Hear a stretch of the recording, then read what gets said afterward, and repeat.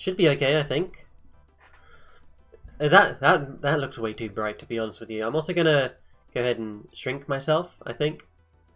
I wish I could zoom in with my webcam a bit more, because I don't like all of this extra space around my face. But, oh well. Maybe if I, you know, get a little bit closer like this. Okay. We are doing... Hello, stream. Hello, YouTube. Hello, everyone. We are doing...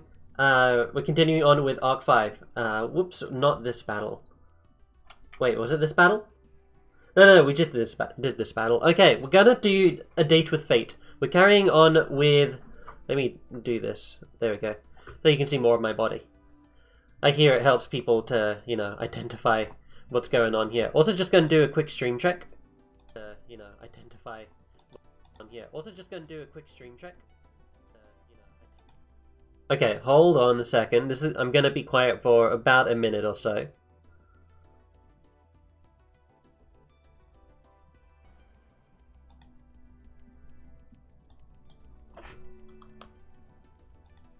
Okay. I know yesterday my friend told me that the audio balance is fine. The music could be a bit louder, but said it would honestly clash with my voice. So, you know what? I'm gonna turn it up just a smidge. Only just a smidge, though. So let's do... What's it? It's currently at 1. Let's see, what's the sound difference there? If I turn it back down to 1, it's there. Turn it to 2. Oh, that's 4. Oh my goodness, that's a bit too loud, I think. Let's turn it to, like, 3. Okay, and then I need to turn off down my headset volume. Okay, that... What? Wait, what? That's so weird. If I turn down my headset volume, it's not turning down my actual volume. the thing I can actually hear. That's so weird. Let's see, this is using speakers? I mean, I'm technically using headphones. Okay, but that's not... sorry, just doing a bit of troubleshooting of my audio settings here.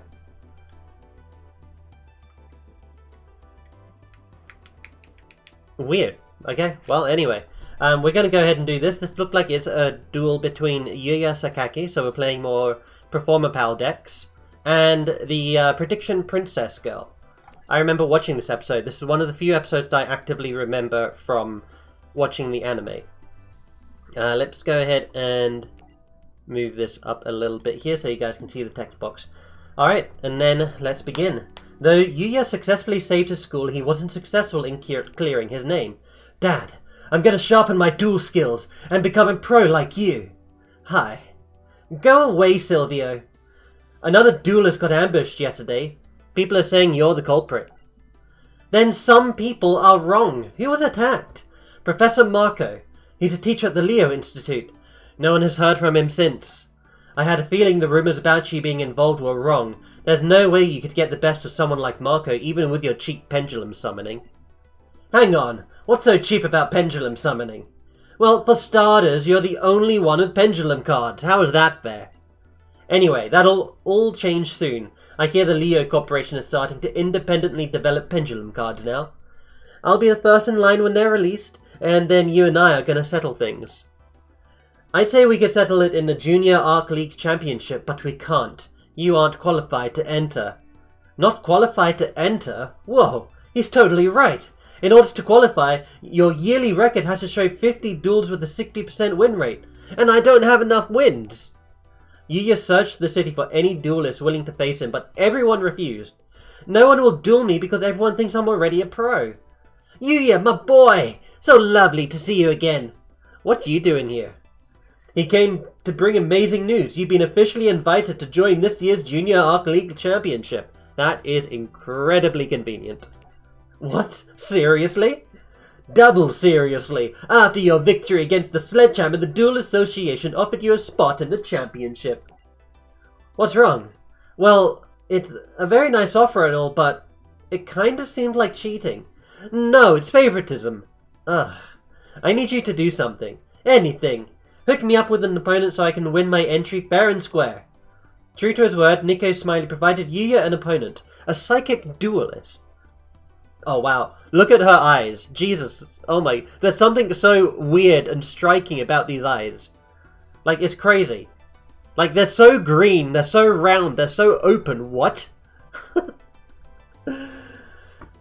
This is the only green that's on this lady. That's on this girl, sorry. Anyway, the cards say I'm going to meet my duel mate today. Will he be a super slick teen idol type? A hunky muscle man? A homeboy geekster with a heart of gold? That's weird. This address Nico gave me for the duel. But this isn't a school? Welcome, my boy. I've been waiting for you to enter. This is totally impossible. There's no way this dog of a duelist could be my duel mate. Excuse me. Can't you see I'm thinking? Oh, sorry, but shouldn't we duel? Oh, we'll duel. That's the best way for me to tell whether my prediction about you is true or not. Alright, let's do this. So, Prediction Princess is a ritual-focused deck. I'm aware of that. I did forget the setup. I do think it's awfully convenient that he, you know, was given this, in terms of the story, given this opportunity to join the Duel League Championship, whatever. But I guess it kind of makes sense. Like, he did defeat the Sledgehammer. It's just, in that case, I think it's just a bit weird that he wasn't told this beforehand, right? We're still using this background? Okay. Wait, we've got Polly? Did Yuya fuse in this match? I don't remember if Yuya fused in this match. What does he have? Rune Eyes Pendulum Dragon? What? You need an Odd Eyes Pendulum Dragon, plus a Spellcaster monster. If it was fusion summoned using a pendulum summoned monster on the field as fusion material, is unaffected by card effects. By your opponent's card effects this turn. Okay, that's could be better, but still, that's a good one and done thing, right? Apply the appropriate effect depending on the original level of the monster used as fusion material that was not Odd Eyes Pendulum Dragon. If you used a level 4 or lower pendulum or spellcaster monster, this card can make up to 2 attacks on monsters during the battle phase, but if with level 5 or higher, it can make up to 3 attacks. Okay, I see. What do we have? We have Performer Pal, Skullcrabat Joker. What do you do? When this card is normal summoned, add a Perform Pal monster, Magician Pendulum monster, or Odd Eyes monster from your deck to... Oh, well, okay, there's the way that we get out Odd Eyes Pendulum Dragon. Like, look, this thing's also a spellcaster. Like, this thing is, like, you just need this thing and polymerization to create that fusion monster. Add it to your hand. Okay, your scale 8. Wow. You cannot pendulum summon monsters except for Performer Pal, Magician, and Odd Eyes monsters. This effect cannot be negated. And then over here, if a pendulum monster you control battles, your opponent cannot activate spell cards until the end of the damage step unless you have a Magician or Odd Eyes card in your other pendulum zone. This card, pendulum scale becomes 4. Okay, so, Performer Pal Elefhammer. If you control 2 or more Performer Pal cards, you can normal summon this card with that trippy thing. Does that also include if they're in the pendulum scale? I think it does, because you control the pendulum scale, right? So hold on, you're scale 4, you're scale 8. So we could use those two. What's your pendulum effect? All light monsters gain extra attack. But we don't have any light monsters though. Needs to be Magician or Odd Eyes. Pendulum scale becomes 4. Well, we might as well, like, put... Wait, no, if we do Stargazer Magician and Skullcrabat Joker in the pendulum scale, we can bring out both Elefhammer and Kaleidoscope. Oh, but Kaleidoscope is... Once per turn, target one face up monster you control, it can attack all special summon monsters you control at once. I don't think we like this card. So we'll put this in the pendulum zone. So that'll be our 4, and then we put Skullcrabat Joker in the other one. And then we can pendulum summon these two. What does this trap card do? Skill Prisoner? Target one card you control this turn. When any monster's effect resolves that targeted that card at activation, negate that effect. Oh, when any monster effect that targets the card I choose. So I can make one card immune to targeted monster effects. During either player's turn, except the turn's card sent to the graveyard, you can banish this card from your graveyard, target one card you control, and then basically repeat the effect. Okay, I see. We could go into Runize, though, immediately. It is a 3000 attack monster. And it can only make attacks on monsters. Okay, so it's not just a bunch of free attacks. Okay. So you're Pendulum Scale 4. You'll also be Pendulum Scale 4 if I put you down. So we'll place you in the Pendulum Scale. And then we'll go ahead and Pendulum Summon those two. We're playing against Prediction Princess right now. We're doing the story. Okay, Elefhammer goes here. Oh, this card cannot attack unless you control another Performer Pal monster? Well, we do control... Oh, it's not a monster, though. Oh, another Performer Pal card. Okay. When this card declares an attack, you can return all spell and traps your opponent controls to the hand. Alright, let's go ahead and set this. And then we're going to go ahead and attack. You can attack. Yeah, okay, you can. I'll attack here. 1400. Prediction Princess. Arrow Sylph. Touch of the Ritual. Okay. Go ahead and attack here. You have Sphere Karibo. Okay. I really feel like we're playing Duel Links now. Okay, let's go. Gonna Ritual Summon? Oh, yeah. Absolutely. Okay, that's fine.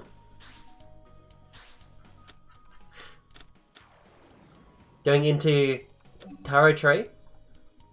What do you do? Let's see. Once per turn, during your end phase, special summon a flip monster from your hand or graveyard in face down defense mode. You can only use the following one of the following effects per turn. You can either, during either player's turn, target one face down monster on the field, flip face up. During either player's turn, target one monster. Okay, so you can flip their monster's face up, and then our monster's face down. Or just any monster face up and face down. And then when it's... And once per turn during the... Okay, I see. That's fine. Going to attack here, that's okay. And you're not using your flipper... Oh, you are. Target one monster on the field, change it to face down defense. Oh, you're changing that to face down defense. Okay, no problem. That's fine. Sets a card.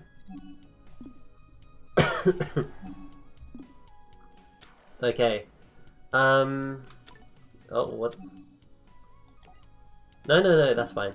So, I feel like we need to get a... ideally, we want Skullcrabat Joker, honestly. We'll go ahead and set here. I'll turn you to attack mode, and I'll go ahead and attack... Oh, I should have Pendulum Summoned, actually. That's fine. We'll go ahead and attack here. It'll get her another Pendulum... another Ritual card, but that's not a problem for us. I think we will have to Pendulum Summon, though. So I'll Pendulum Summon, bring this thing out. Arrow Sylph has 1400. We're gonna just put this in defense mode. So I do wonder, like, there's some strange mechanics going on with Pendulum Summoning from the extra deck that I'm not quite familiar with. Oh, you have a graveyard effect? Oh, add a Prediction Princess, I see. Okay. Oh, you're bringing out another tarot tray. That's pretty cool. Destroy as many defense position monsters your opponent controls as possible. Sure, I'll break 3 skill that. Negate your monster's effect. Astro Magician. Astro Morrigan. Nice. Using that. Using... okay. That's cool. Don't need to worry about that too much. Going into Crystal Dine.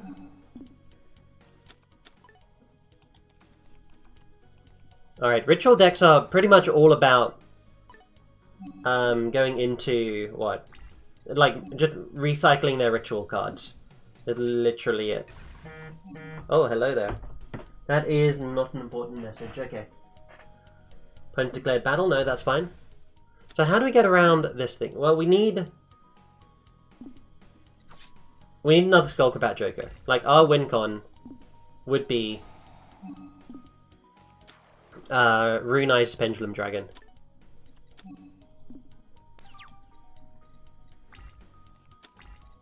And that's not going to do it. Okay. I think next turn we've lost. Oh, we have a graveyard effect? Oh, breakthrough skill. I see. Okay, next turn I think we've lost. We pendulum summon. We can set cards. She attacks us once here, attacks us again. I think we've lost. Okay. But we might as well see it through to the end, right? So we'll go ahead and do this. Bring back our magician. So yeah, Rune-Eyes definitely seem to be the win condition in this match. Yeah, you can only pendulum summon to the extra monster zone. Is that an actual thing?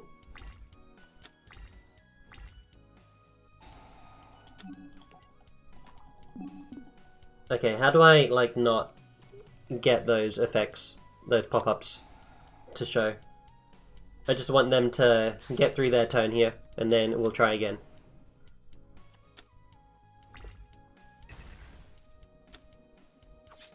Alright, GG.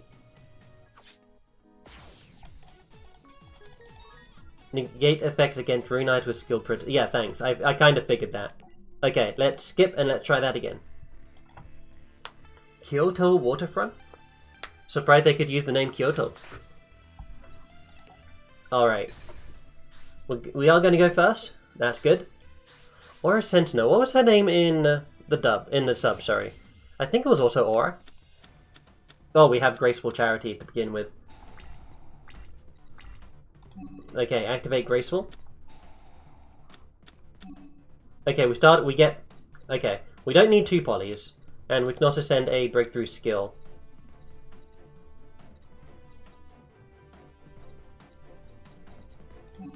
Okay. You can destroy this card. You can reduce the damage you take from an attack involving Pendulum Monster to 0. During end phase, destroy this card. If you do, add a Pendulum Monster with 1500 or less defense attack from your deck to your hand. Okay, so we are going to place these in the Pendulum zones.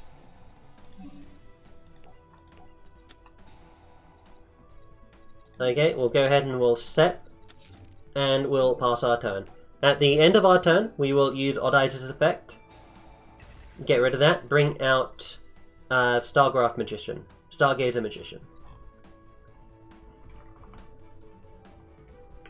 Need to be Magician or Odd Eyes. Okay. What are you? Trump Witch? Interesting. Let's get Stargazer Magician out. Go ahead, just making sure my stream preview here is working okay. You summoned a monster. That is Astro Morgan. We can use Skill Prisoner on it. Okay. We don't need to do that. We don't need to negate the effect. Alright, our turn. We get another Skill Prisoner. We'll set that. We'll go ahead and we'll play Stargazer Magician. And then we will Pendulum Summon for our Odd Eyes Pendulum Dragon.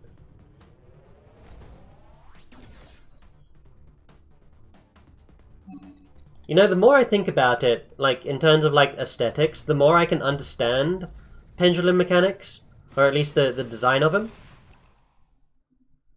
So, I feel like the Yu-Gi-Oh! Like, brand has been trying to do this thing where, like, they're trying to emphasize comebacks as much as they can. And, like, big swings or turnabouts. Sphere Creeper. Will that target me? It doesn't target.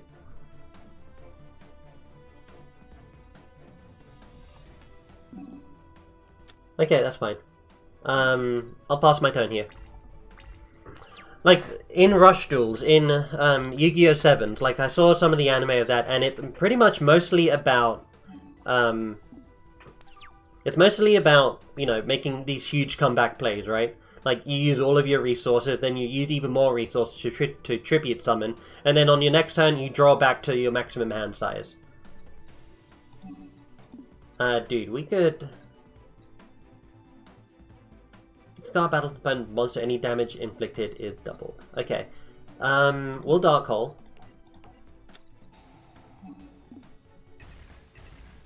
Destroy all of her monsters, then we will Pendulum Summon. And I feel like they tried the exact same thing with Pendulum Summoning as well. Now this could be confirmation bias. Like I could be thinking about this in terms of... Like I could just be correlating two things, but like the mechanics or the design with Pendulum Summoning kind of feels the same as what they're talking about in Yu-Gi-Oh! 7s. There's like a whole bunch of... Let's try and attack here. Okay, no monster, no spell trap card effect can happen. Okay, cool, that worked. But the design certainly feels like that, right?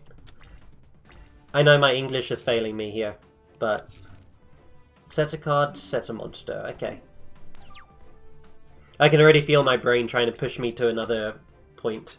Reveal one fusion monster in the extra deck. Add one of the fusion materials whose name is specifically listed on that card from your deck or graveyard to your hand, and if you do, for the rest of this turn after this card resolves, you cannot normal or special summon monsters with the added monster's name. Also, your monsters with that name cannot activate their effects. You can only use... So this will be used to get out of Odd Eyes Pendulum Dragon, basically. So we'll use that. We don't need to use the effect of Odd Eyes just yet. But we'll add another one to our hand.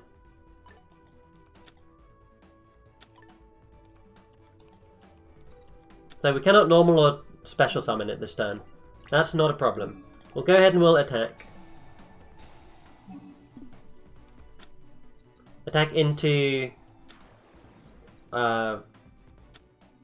Coin... What? Coin Norma? And I didn't even see what the other one was. I was trying to figure out how you pronounce that witch's name. That prediction princess's name. Oh, you're just ending your turn, huh? Man, your icon looks so tiny. I know it's meant to emphasize the fact that you're a little girl, but come on. Okay, we'll Pendulum Summon again, bring out another Odd Eyes.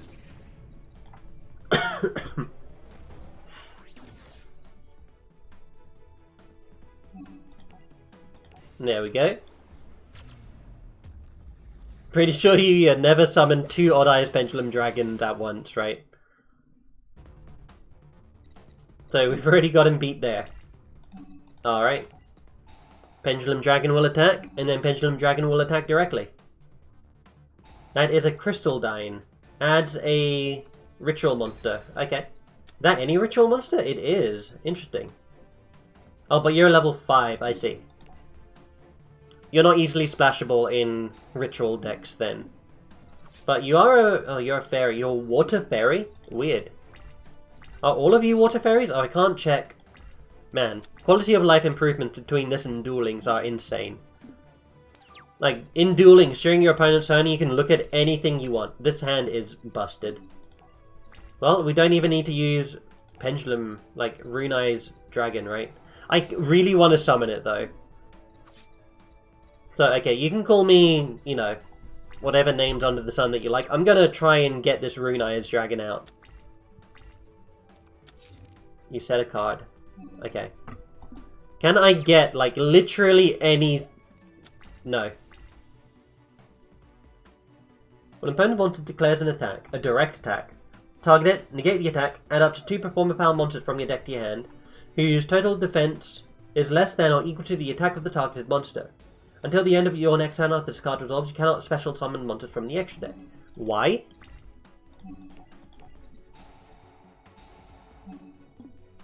I mean, I guess there's some combo there, right? Petal Elf? Interesting. Well, we didn't attack with... Oh. We cannot change their battle positions. Interesting. Okay, well, that's not a problem. As long as we can get, you know, a spellcaster monster, it's fine. Mind you, if 10,000 hands effect activates, not a problem. Oh, we could activate, don't we have... excuse me. Don't we have Breakthrough Skill in the graveyard? During your turn... Okay, so I can negate the effect on my turn. I see. Alright, you're going to bring out Tarot Tray. Target one face-up monster in the field, change to face-down defense mode. Okay, no problem. You're going to attack my Odd Eyes Pendulum Dragon, not a problem. Tarot Tray will give you another monster. You're going for a Crystal Dine. Oh, come on, man. Not what I need. Wait, why can't I... I can't Pendulum Summon? Why not? Oh, because... Oh, okay, I see, that's bad. That's not good, that's not good. At least not good yet. We'll use Fusion Conscription here. Like, look at our hand, this is terrible. This is atrocious. This is one of the downsides of a fusion-based deck.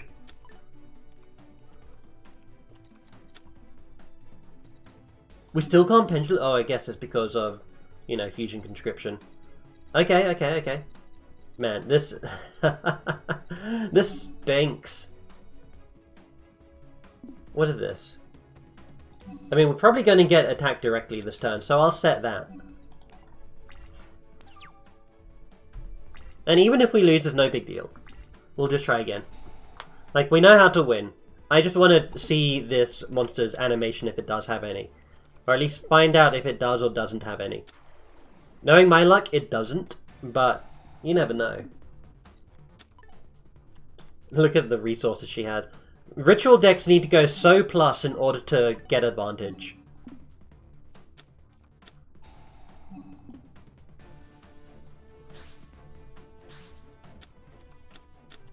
Okay, you're using Sphere Kuribo from the graveyard. Using one of its very rarely used effects ever. Where it can be used as a tribute for a ritual summon if it's in the graveyard.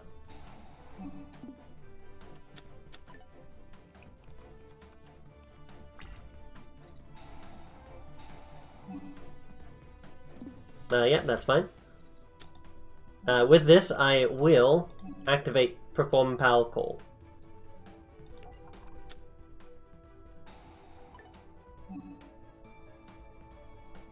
Cannot special summon from the... Oh, okay, I see. That's not great. Now we need to figure out what all of these Performer Pals do. Performer Pal Spring Goose. Bounce this card from your graveyard, target 2 cards among the Pendulum monsters you control, and or the Magician and Performer Pal cards in your Pendulum Zone. Return both to the hand. Okay.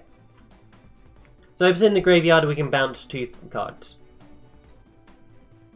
Of specific types. Trump Witch. Tribute this card, add Polly from your deck or graveyard to your hand. Once per turn, you can fusion summon 1 fusion monster from your extra deck using monsters you control as fusion materials. Okay, that's cool. Part Naga. When it's normal or special summoned, you can target 1 monster you control. It gains 300 attack for each Performer Pal monster you currently control. Level 5 or lower monsters cannot attack. Once per turn, you can target 1 face-up monster you control. It gains 300 attack for each Performer Pal card you control until the end of the turn. Okay. And then... I think we need Skullcrabat Joker, for sure. Yes, add something else. And then I think we need... What's the defense on these things? 1200? We could go into Whip Snake. But why not just go into, like, another Skull Joker, right?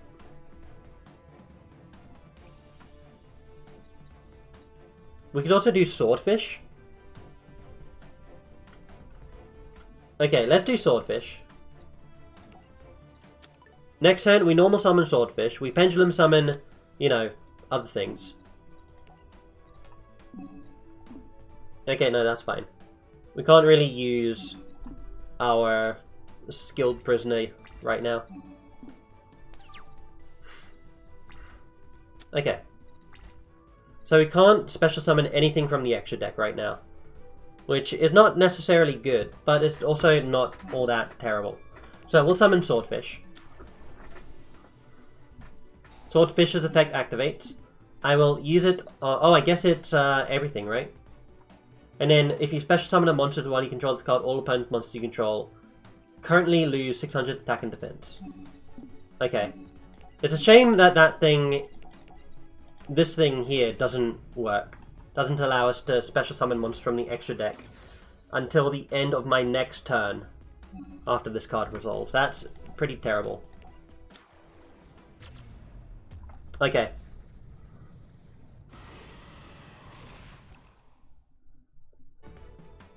Go to Odd Eyes Pendulum Dragon. We'll do you in attack mode, I think? Yeah, you in attack mode. Skullcrabat Joker, let's go. And then Performer Pal Spring Goose. Yeah, let's do attack mode as well. It can attack over some things. And then everything else loses a bunch more attack points. Okay, and we still can't... How frustrating. Okay, you know what? That's fine. What? Oh, okay. We can attack. I was like, what's preventing us from attacking? Fine, we won't get to see Rune Eyes as, you know, summoning thing. Target one monster on the field, change to face down defense mode. You targeting yourself? Okay, sure. No, that's fine. You have 1500. We'll have you attack over here. You're going to use your effect again. Oh, maybe you're not, because it's a once per turn. You can only use one of the following effects of Prediction Princess Tarot Tray per turn. I see. So even if you have multiple, only one of them can use their effects. Only one of them can use one of those effects. Okay. Next turn, yeah, she's absolutely just gonna, like, you know, ritual summon again on us next turn, so let's just not give her the chance. It would have been cool to see Rune Eyes Pendulum Dragon, but anyway. With victory under his belt, Yuya qualifies to enter the Junior Arc League Championship. That was totally awesome! That was awesomely awesome. That was awesomely awesome, Yuya. Let's have a big party to celebrate the fact that we made it into the championship. There's my duel mate. Duel mate? I knew my prediction powers wouldn't steer me wrong. You are my duel mate. Oh, my fortune really came true. Yuya, why is your opponent calling you her duel mate? Yuya-kins, I want to meet Mom and Dad right away. Where should we have the wedding?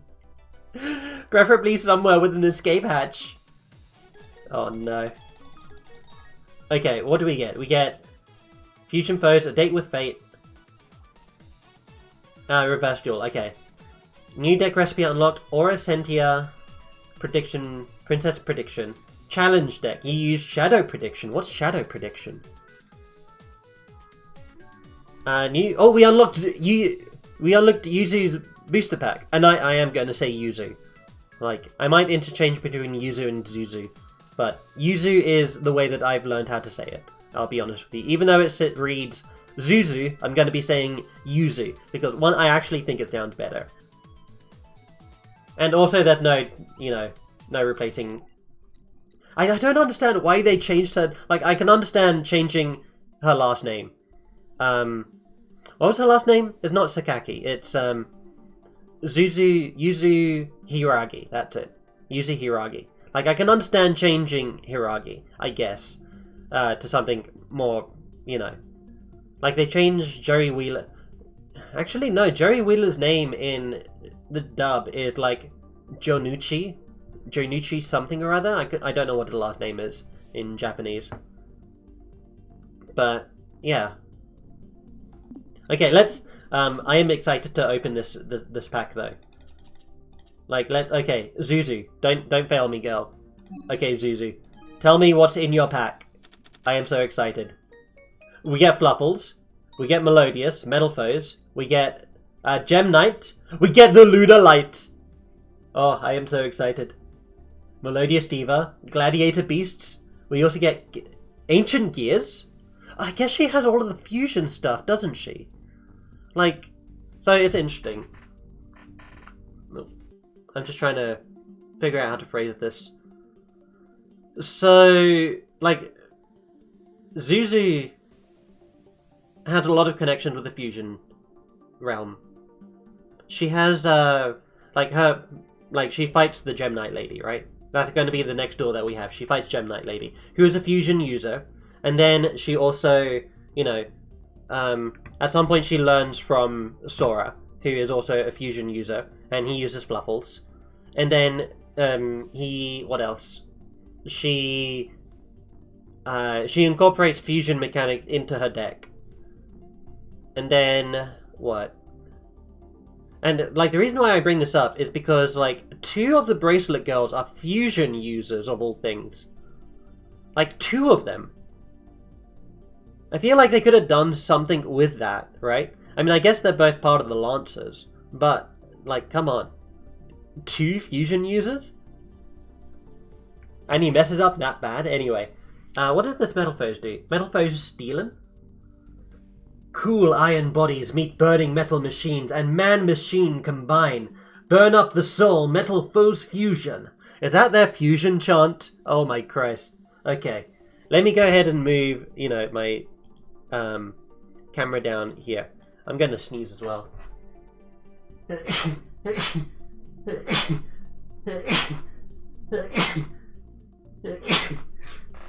Excuse me. Okay, Gem Knight Merchant, what do you do? During Dem Step, in other player's turn, when the face-up Earth normal monster you control is attacks or is attacked, send this card from your hand to the graveyard, gains 1000 attack and defense. Okay. Trying to give some more use to normal Gem Knight monsters. Hey Tannis. My cat just came running to me. Oh, he feels cold to the touch as well. He's been outside. You been having fun, Tannis? I would try and get him on stream, but he doesn't like being picked up, so... Hey, Tannis. Hey, yo. You being a good boy, huh? You being a good boy? Alright. I really do love my cats. They're, you know... They're great. They fight each other a lot, but they're great. I mean, you've seen Tallulah on stream before.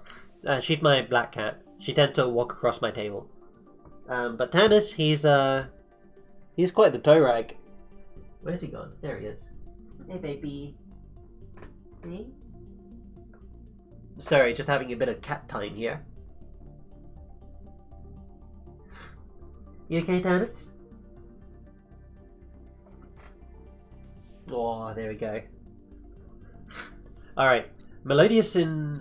oh, I need to read what this thing does. Once per turn, you can target 1 face-up card you control, destroy it, and if you do, set 1 Metal Foes spell and trap directly from your deck. That sounds amazing. That sounds really good. Melodious Illusion. Target 1 melodious monster you control.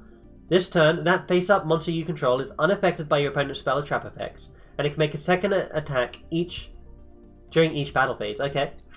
Fluffle Wings. If it's in your graveyard and you control Toy Vendor, banish this from your graveyard, target a Fluffle monster in your graveyard, banish it. If you do, draw a card. And you can send Toy Vendor you control to the graveyard to draw another card. Okay. So if Toy Vendor's on the field and this thing's in the graveyard, you can banish it and another Fluffle monster to draw a card, and then you can, what is it, banish? Oh, send it to the graveyard. Send Toy Vendor to the graveyard to draw another card. And it can only be used once per turn. So, in Duel Links, I use Lunar Lights. Like, I hear it's typically not considered a fun deck to play against, and honestly, that's, like, I disagree. I always love playing against Lunar Lights, probably because I really like to, like, figure out more stuff with Lunar Lights. So I enjoyed the discovery process of it. But in Duel Links, the whole premise of a Lunar Light deck is, it's an OTK deck. Like, if you use a card called Lunar Light Crimson Fox with Lunar Light Cat Dancer, like, you reduce... and like you fuse them together. You reduce the attack of an opponent's monster to 0 with Crimson Fox's effect, and then if you like, typically you also use Emerald Bird. So if you fuse Emerald Bird and Crimson Fox to bring out Cat Dancer, Emerald Bird will special summon Crimson Fox, and Crimson Fox will reduce the attack of an opponent's monster to 0. And then you contribute the monster you special summoned with Emerald Bird using Cat Dancer, and then Cat Dancer's effect allows it to attack all monsters your opponent controls twice, and the first time it would be destroyed is not destroyed. So really, I think you actually saw my cat for a brief second there. So in Duel Links you also have 4,000 life points. So Cat Dancer has 2,400. So if you attack twice against something with 0 attack with 2,400, that's greater than 4,000. So you win immediately, provided the attacks go through. But they don't have all of the Lunar Light cards. Like, they only have a select few. So I don't know what too many of these do. So we have Black Sheep here. Discard this card, activate one of these effects. Add a Lunar Light monster from your graveyard to your hand, except Black Sheep. Add a Poly from your deck to your hand.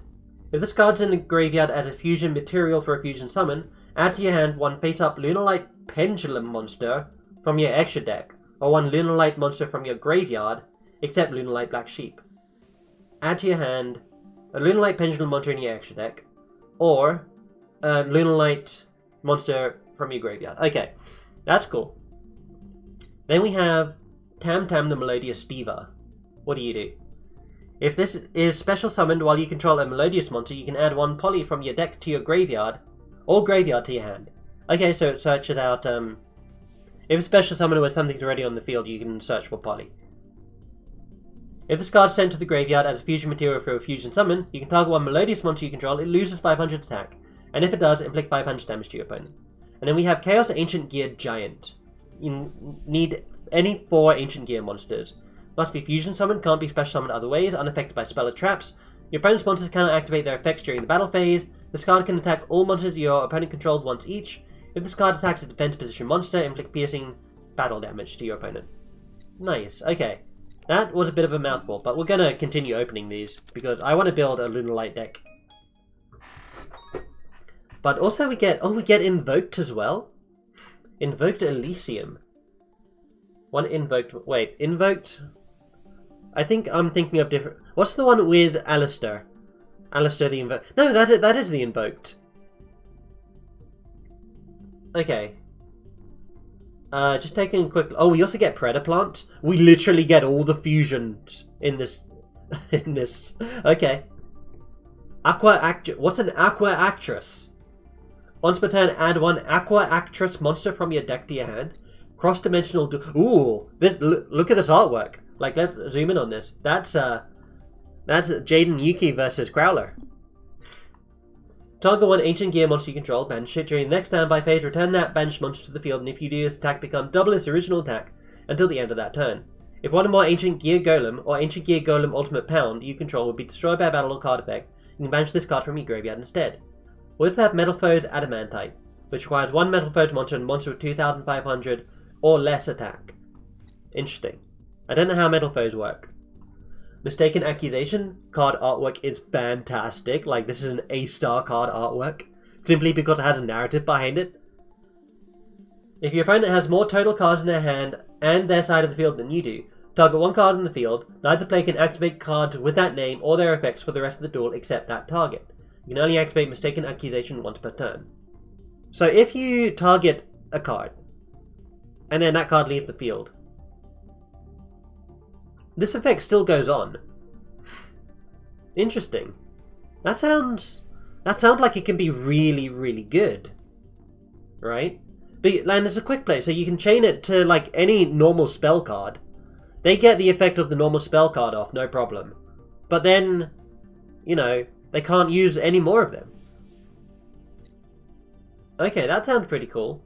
Cannon the Melodious Diva. Now, she used this in the duel that we had against her before. If you control a Melodious monster, special summon this card from your hand. Only special summon once per turn. Once per turn, target a Melodious monster you control, change the battle position. Alexander, honestly, I don't really care about Gladiator Beasts. And then Predaplant. Reveal any number of Predap cards in your hand. Target that number of face-up monsters your opponent controls. Place one Predator counter on each one. Okay, and if you do, any of those monsters that are level 2 or higher become level 1, as long as they have a Predator counter. Okay, so it puts counters on a bunch of stuff and turns them to level 1. If your Predaplant monster would be destroyed by battle, you can banish this card from your graveyard instead. And it's a quick play. Okay, that's cool. And then Invoked Elysium. Required Invoked monster and one monster that was special summoned from the extra deck. So it could be... Whoa, look at the stats on this thing. Must first be fusion summoned with the above fusion materials. While face up on the field, this card is also Dark, Earth, Water, Fire, and Wind attributes, so it's all the attributes minus Divine.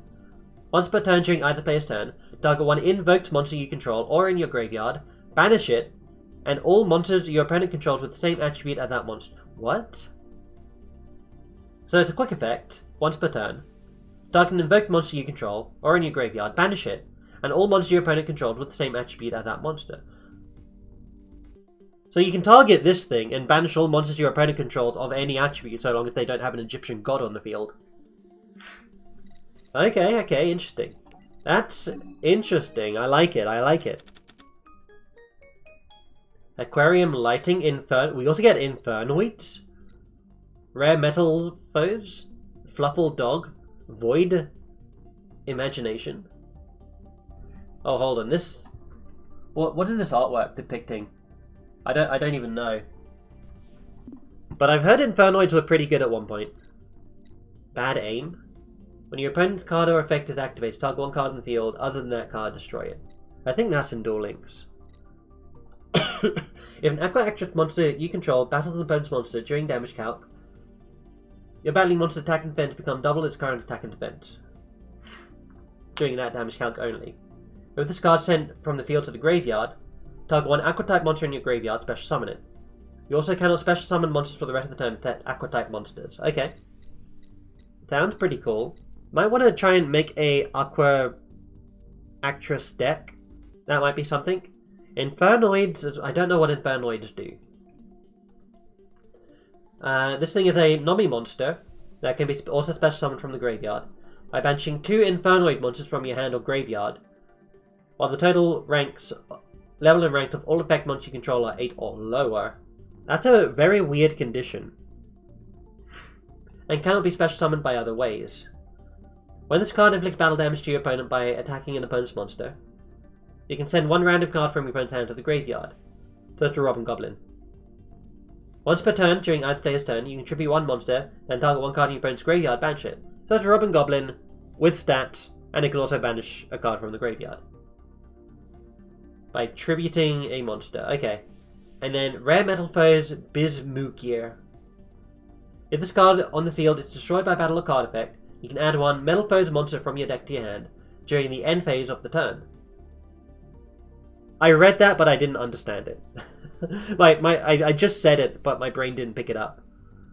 If this card on the field is destroyed by battle or card effect, okay, you can add one rare Metal Foes monster from your deck to your hand. Okay, so it's a searcher during the end phase of the turn. Okay, so it's a slow searcher. And a once per turn. Okay. And then it has a pendulum effect. It's pendulum scale 8, which is pretty big. Once per turn, you can target one other face-up card you control, destroy it, and if you do, set one Metal Foe Spell or Trap card directly from your deck.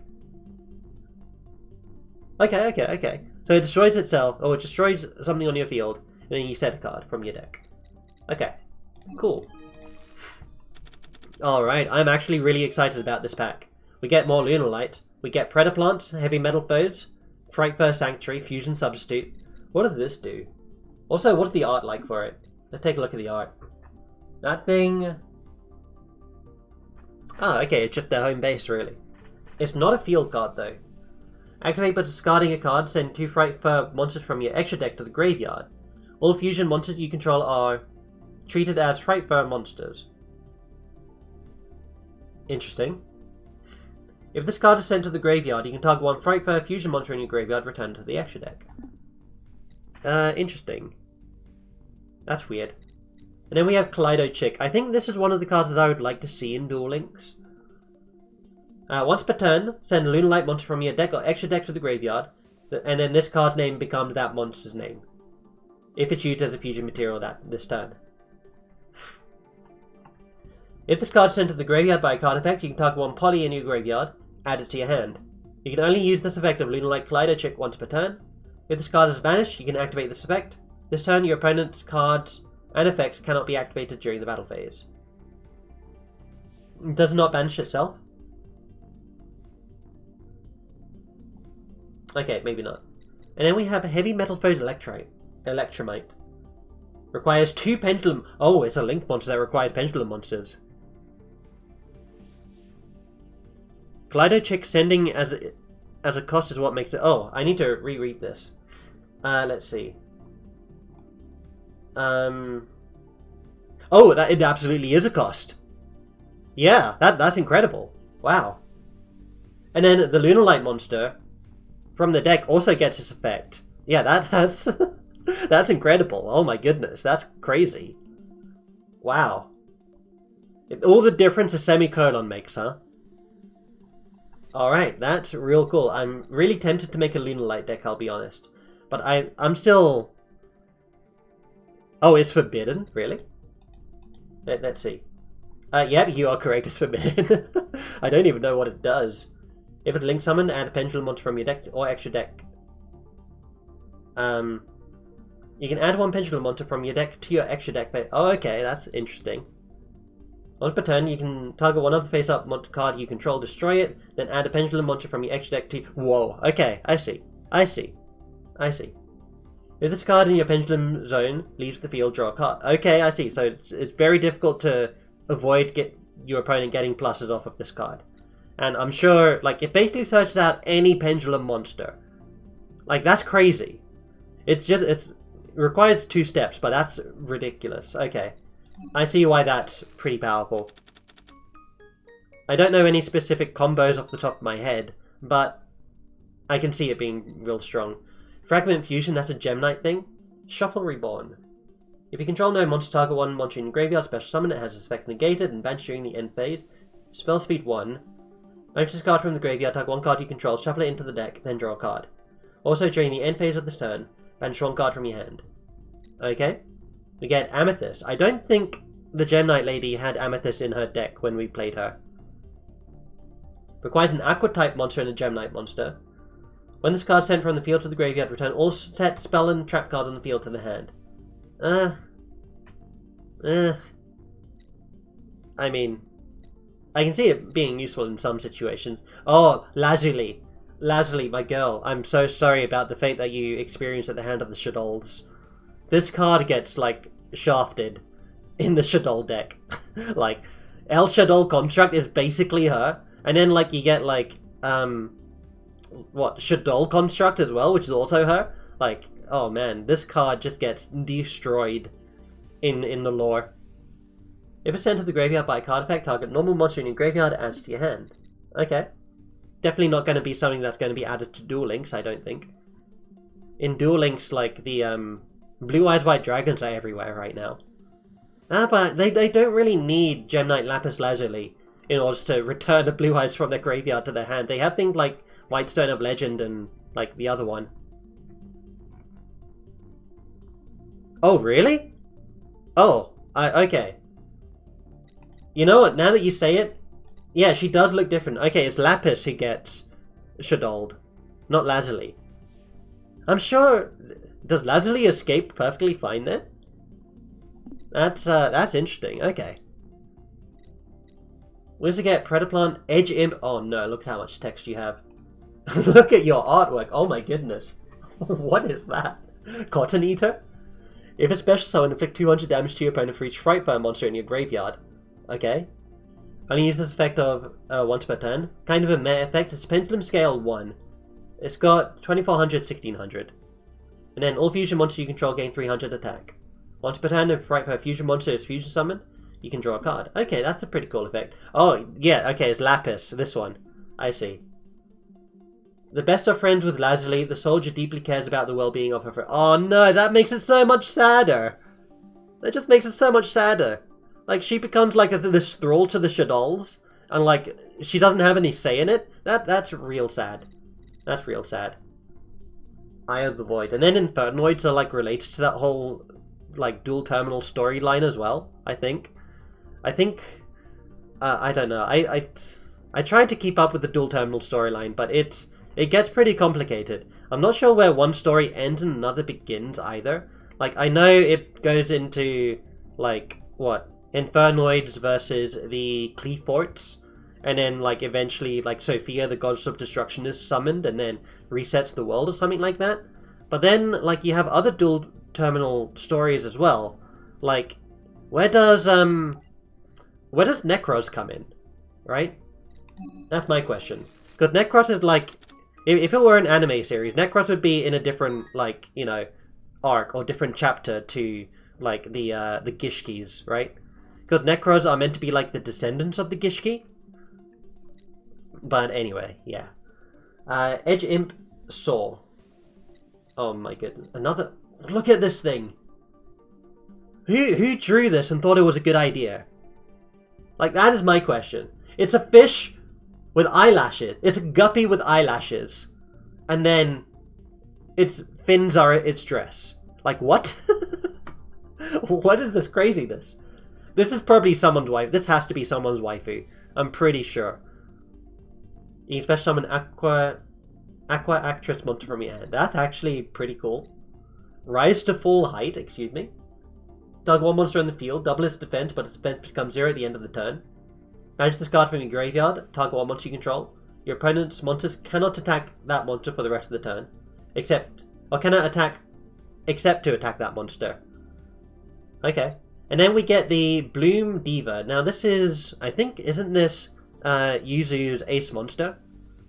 Requires Melodious Maestro monster and a Melodious monster.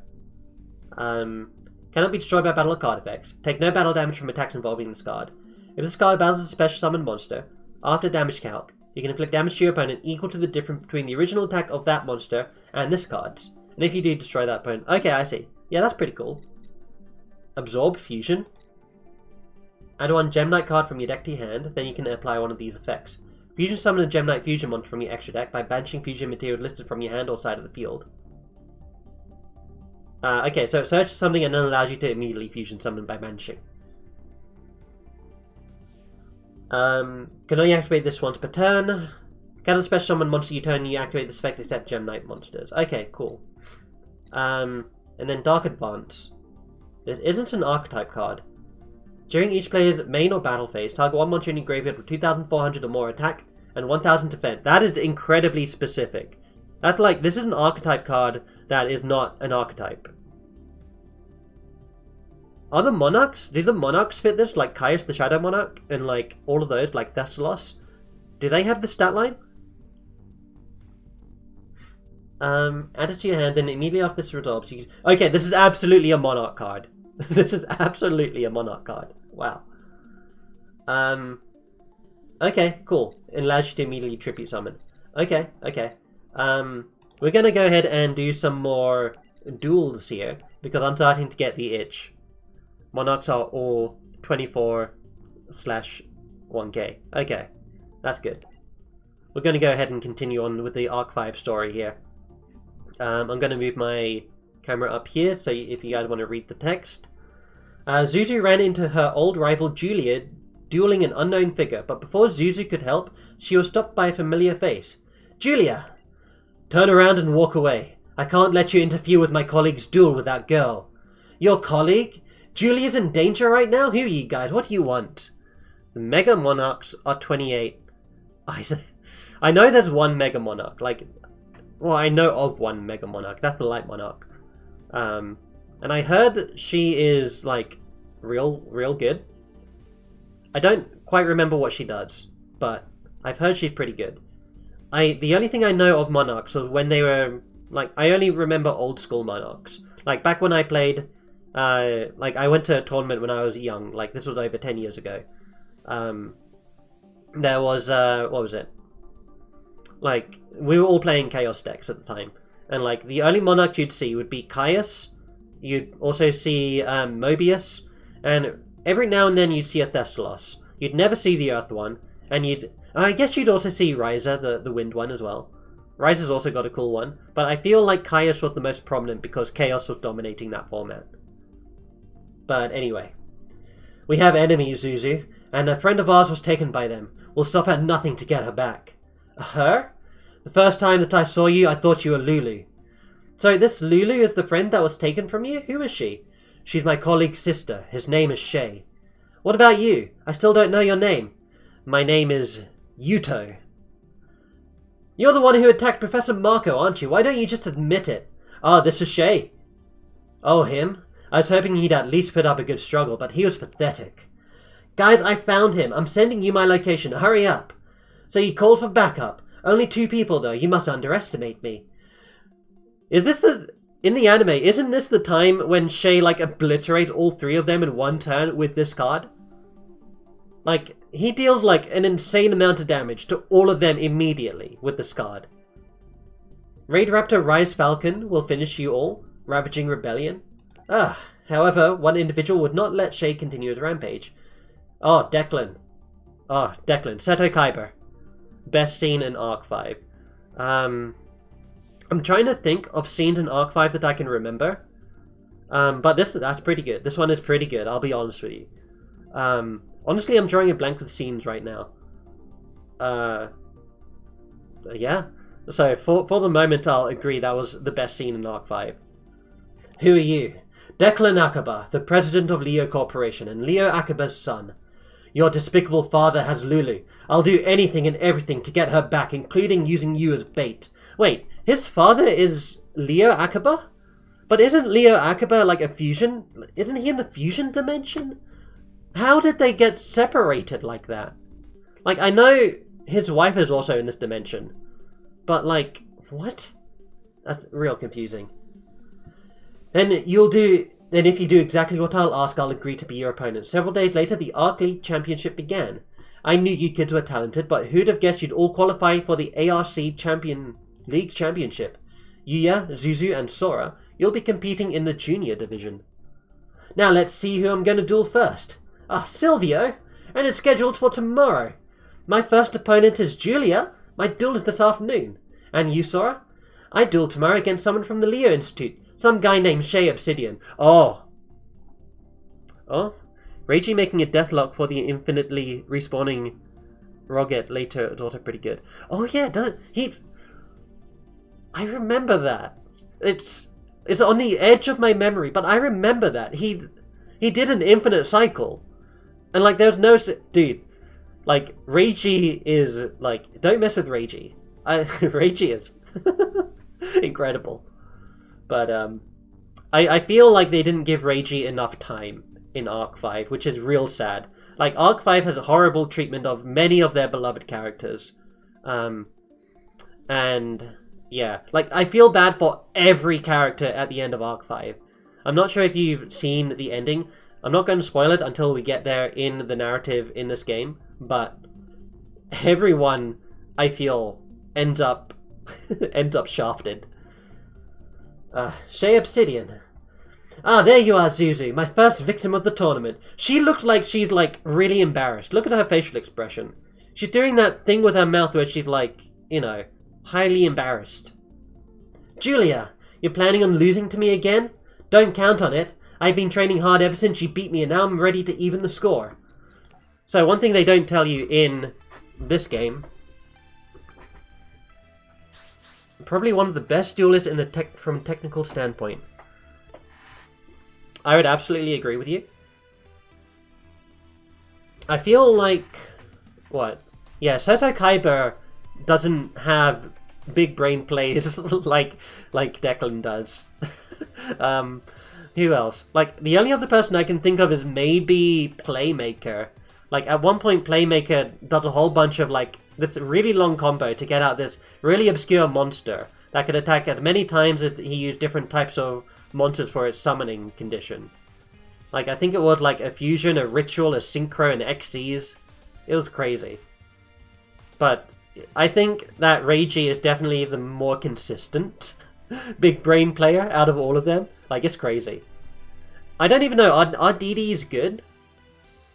Like, Declan seems to make them look good, but, you know, that's the anime. Who knows? I don't even know where you get DDs from in this game. I'm not sure if we can find them in the pack already. If so, we'll try and dig it out. But, yeah. I'd like to know where that is.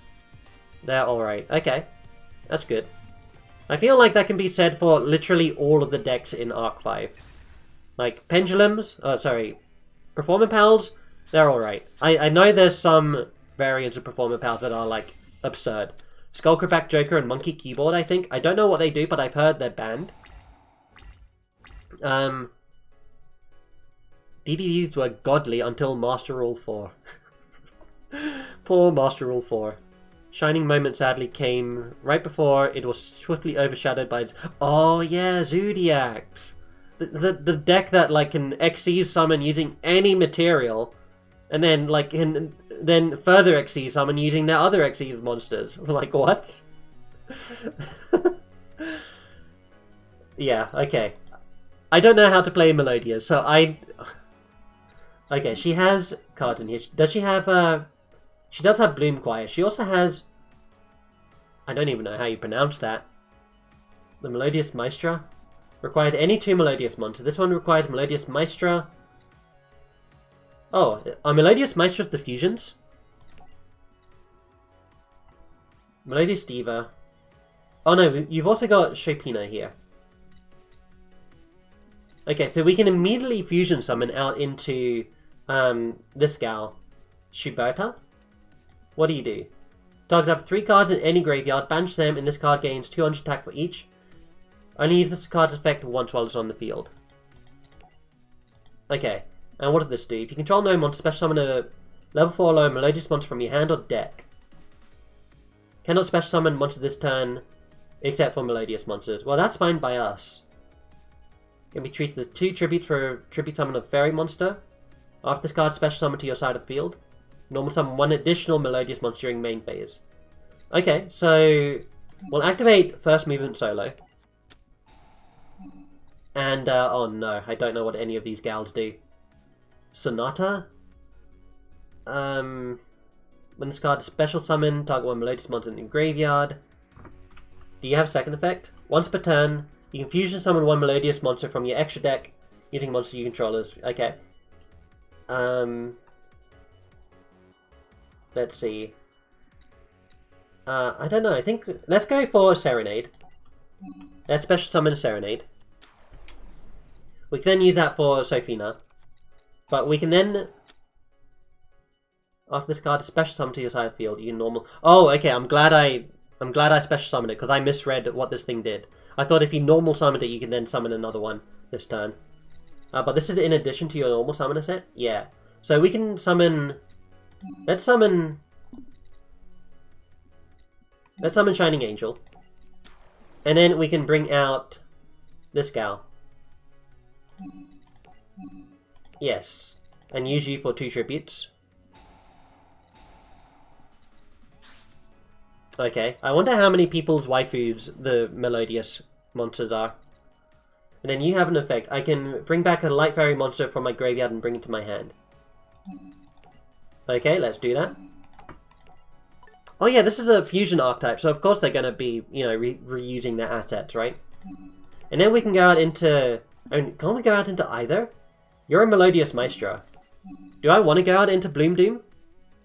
Bloom Diva? Bloom Doom, what am I talking about? Can't be sure about battle card effects. Take no battle damage. Well, she can't remove this thing unless she tributes it. So I think that'll be a strong play. So yeah, let's go into Bloom Doom here. So we do Poly, and then we go into Bloom Doom. It feels clearly unfinished. What makes you think of that? I'm not too familiar with the archetype. I will say though, it's clearly unfinished, just like Yuzu's character was clearly unfinished. Several of their cards contradict each other. Oh, I hate it when that happens. That's the thing, that happens with, like the prominent things I think of whenever I think of an archetype that contradicts each other are the Fableds. Like the first wave of Fableds, they're all great. First wave of Fableds were, like they all activated when they were discarded by any means. What are you doing? You're going into Lady Brilliant Diamond? Oh, 3,400, wow. Okay. Another Gem Knight Fusion? Okay, well. Let's just leave her to do her thing and then we'll take a look at her board afterwards. You're fusing another 3? What? Oh my god. I'm getting so distracted by him. But yeah, first round of Fables were great. They all activated when they were discarded, they all had synergy with each other. But then the next round of Fables came around and they're like, you know, send cards from your hand to the graveyard to activate their effects. And it's like, that's not discard, so the effects... What is she doing? She bought out. She's fusing 3 fusion monsters to bring... What? Do you think that was worth it, girl? Was that actually worth it? You need to tell me. I don't think it was... Oh, we can add... Oh, but Honest is special summon to the field. Okay, what effects do you currently have? You didn't banish anything. So you're just attacking. Yeah, AI kind of likes doing that. I can see why.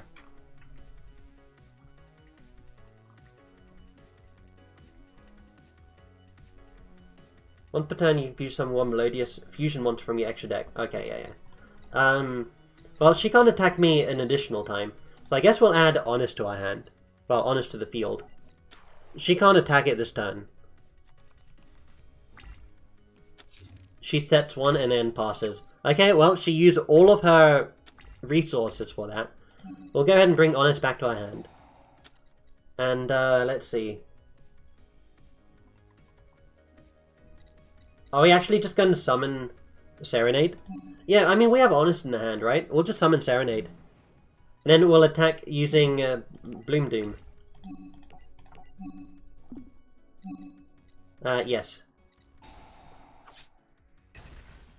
That card's effect is not mandatory, so I need to be careful and I need to hit the prompt. What did that do? Target one of the destroyed monsters, inflict damage to your opponent equal to its original attack. Why do I only have 2800? What happened? If this card's in your graveyard, you can send one Gem Knight card from the graveyard, add this card to your hand. Uh-oh, that's bad. Did I took a bunch of damage, didn't I?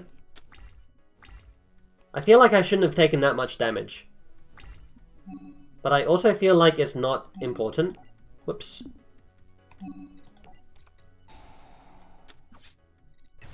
Alright. Now, we kind of need... Oh, fusion recovery is excellent. Go ahead and bring this, and then we'll bring back one of the fusion materials from our graveyard. Oh, we can actually bring back a Melodious Maestro. You can't check your...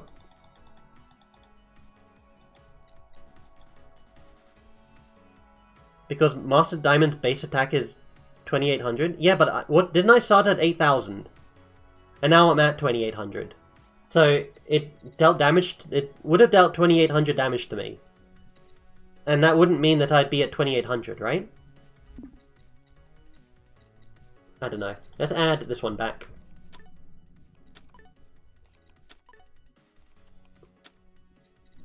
She definitely blew her wad, like, entirely this turn. Add one. That's a net neutral. Okay. Let's go ahead and do this. And we're going to bring out this one. And we're going to fuse together these two. Wait, no, I did that wrong. I did that completely wrong. If I had summoned the other one, if I'd summoned her and brought her out to the field, we could have won this turn. Oops. Oh well. That's, Oh, what do you do? Target up to 3 cards in any graveyard, banish them. This card gains... Okay, we need to do that. So we're going to banish... How many fusion monsters do you even have? 3, 4... You have 4 in your graveyard. Good job, girl. You certainly proved that you're able to do the most fusion summons in one turn. Yeah, 3000, 4000, that's not going to be enough to kill. But she's relying on top decks now. Does this allow her to do anything? When it's activated, if this card leaves the field, you can discard one spell. One special summoned by the card effect gains attack. This is a one and done. Like, I don't think she can actually activate this card's effect right now. Okay, well that's it for us. Watch her pull like an epic comeback. Or at least a cheesy comeback. No? Does this work if I attack a monster in defense mode? After damage calculation, inflict damage to your opponent equal to the original. Banned. Yeah, card is banned. For sure. Go ahead and use Fusion Recycling Plant. Target one monster in your graveyard that will use the fusion summon this turn. Okay, that won't help us. Okay, we'll just go ahead and attack, right? 1800. I take no battle damage. But why didn't I... Oh, because the difference between her monster's attack and my attack was 0, so I couldn't use her effect. Okay. Well, I'm still going to attack with Bloom Doom here. Mozarta. Okay, let's go ahead and do this again. Hopefully it's not got... It's got another 1000... Wait. Oh, it's only if it's battles a special summon monster. I need to read my cards. This is the thing about learning Yu-Gi-Oh, right? A lot of these cards have different, like, so much text on them. And they have so much nuances. Like, I was reading Amazonas Pet Liger the other day. Or, like, earlier today. And just trying to parse what it does. Like, its effects are simple. Let me go ahead and bring them up again. So, its effect is basically, when it attacks, it gains 500 attack, right?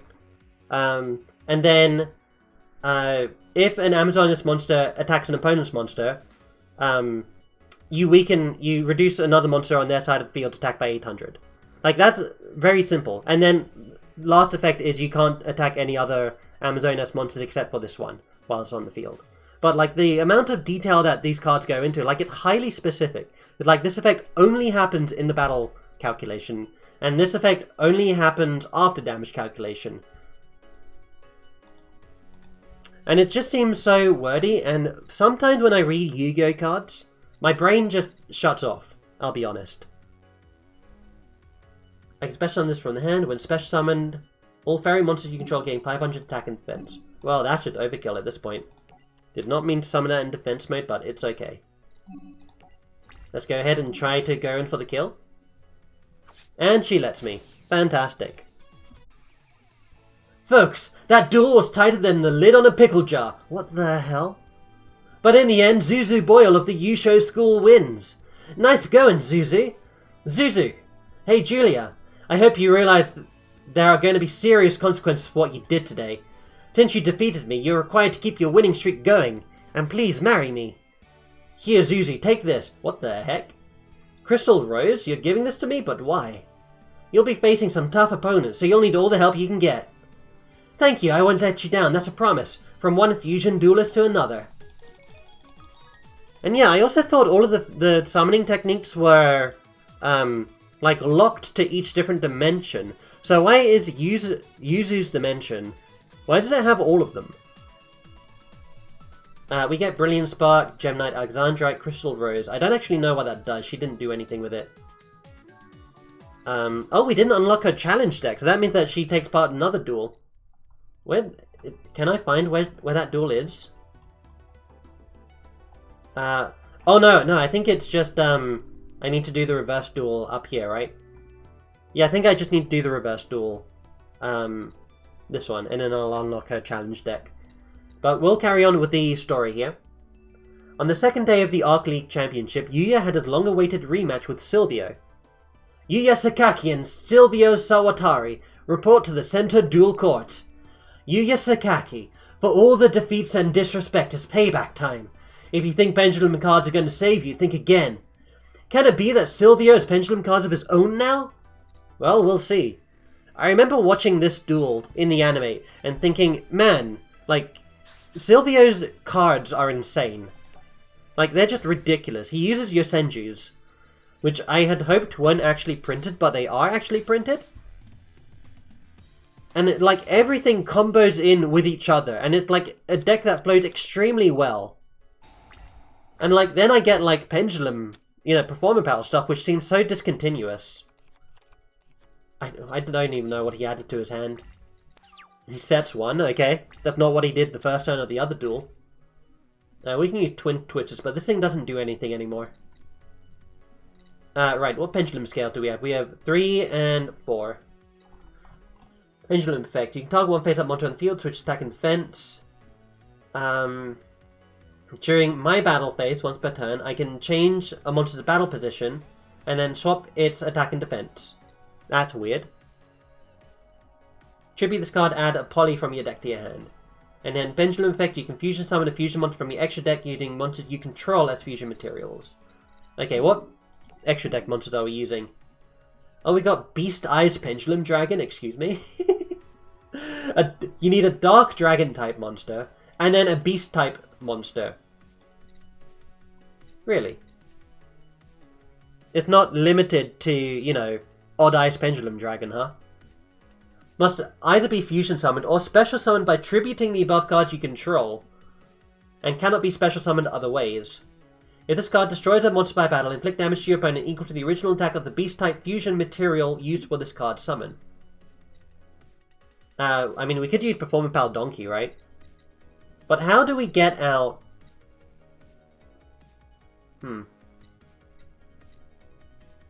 Okay. We set the scale. We blow up Odd Eyes at the end of the turn. We search out for another Odd Eyes. And then... Wait, no, we don't search out for another Odd Eyes. We search out for Astrograph Sorcerer, or one of the Sorcerers. Something with a high scale. Okay, I'm gonna put, you know, Turntoad here, because Turntoad seemed pretty bad. And then Performer Pal Donkey.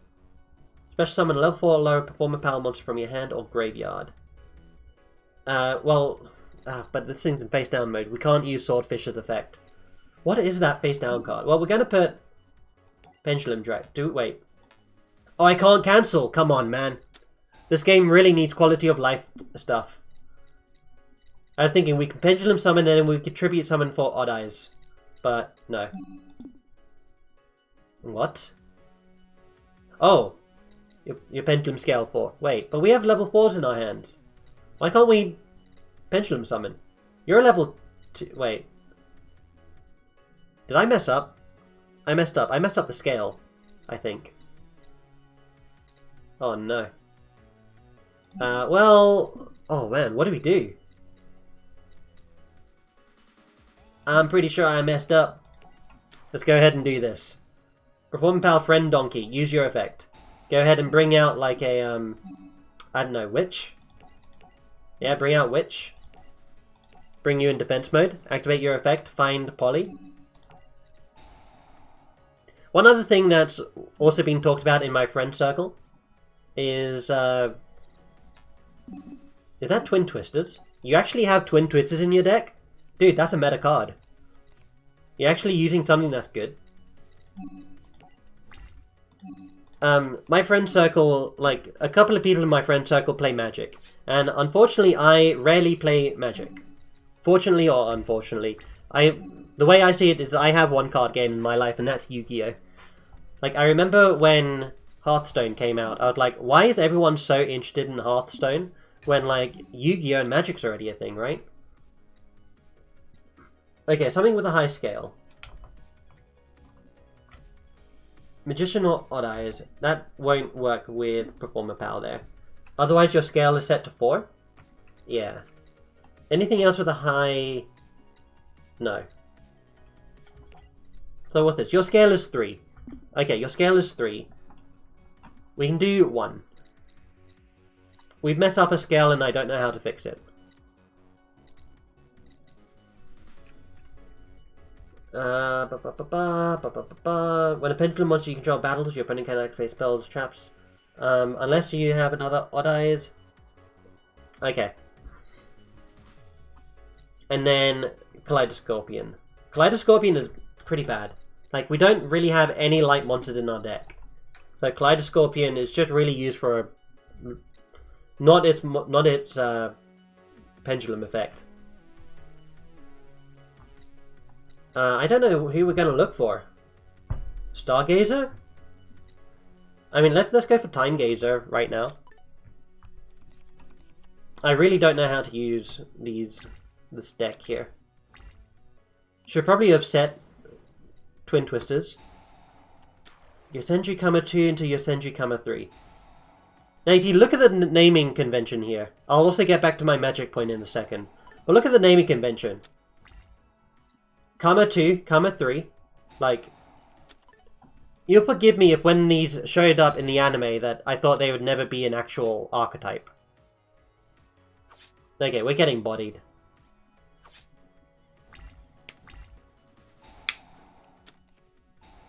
Are you two... You're not spirit monsters. Wait, what? You're bouncing? You are spirit monsters, but you're not spirit monsters? You can tribute summon one level summon a higher monster in face-up attack position to your main phase in addition to your normal summoner set. Oh no, we can't make use of anything. Your pendulum scale becomes 4. What's your effect? You have 0 attack. Wait, I can just attack you and be done with it.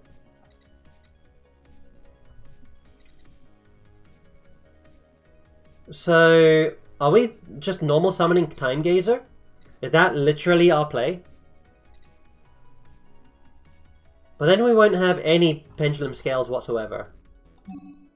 So, okay, do pendulum scales... Like, do they not include the value on the pendulum scale in their levels? Clearly based on spirit monsters but function differently. Yeah, I guess. But that begs the question, why not just make them spirit monsters? Like, their design space seems to be very similar, right? So... Ah, they're non-inclusive! Ah, that sucks! Why? Why not just make them inclusive? The mechanic's already clunky as it is. Well, complicated, should I say. I don't know it well enough to call it clunky or not. Okay, so if I do... So you can't summon anything if you have a pendulum scale that's like 3 and 4. That's crazy. I don't know why that's like throwing me for a huge loop. That sounds silly. But I guess that explains why Odd Eyes is level 7, right? What's that? Is there like a level 10 or a level 11 pendulums scale? I think that's level 10 pendulum scale. I think level 11 would allow things to happen that I guess Konami didn't want. But I feel most monsters that are level 11 are like Nomi monsters. They only have like restricted summonings. There's a few scale 13s and scale 0s. I didn't know that was possible. Jesus. I guess that makes sense if it's non-inclusive, right? Yeah, I guess that, yeah. That would only make sense if it's non-inclusive. Because you can't summon a level 0. There are level 0 monsters, though. Like, there's that, like, the Crimson Dragon, Ultimate Tzolk'in. Even though that technically says it, like, you know, always treated as a level 12 card. Or something like that. I guess there are some monsters that don't have levels, that aren't Xyz or Link monsters. Could you... That's an interesting question. Could you pendulum summon a Link pendulum monster if you had a 0 scale? No, because it's non-inclusive. If they ever make a pendulum Link monster, like, this game is... I feel like the universe would break if they make a pendulum Link monster. That'd be crazy. Anyway, I don't know how to get out of the situation. I guess I'm just going to summon Time Gazer.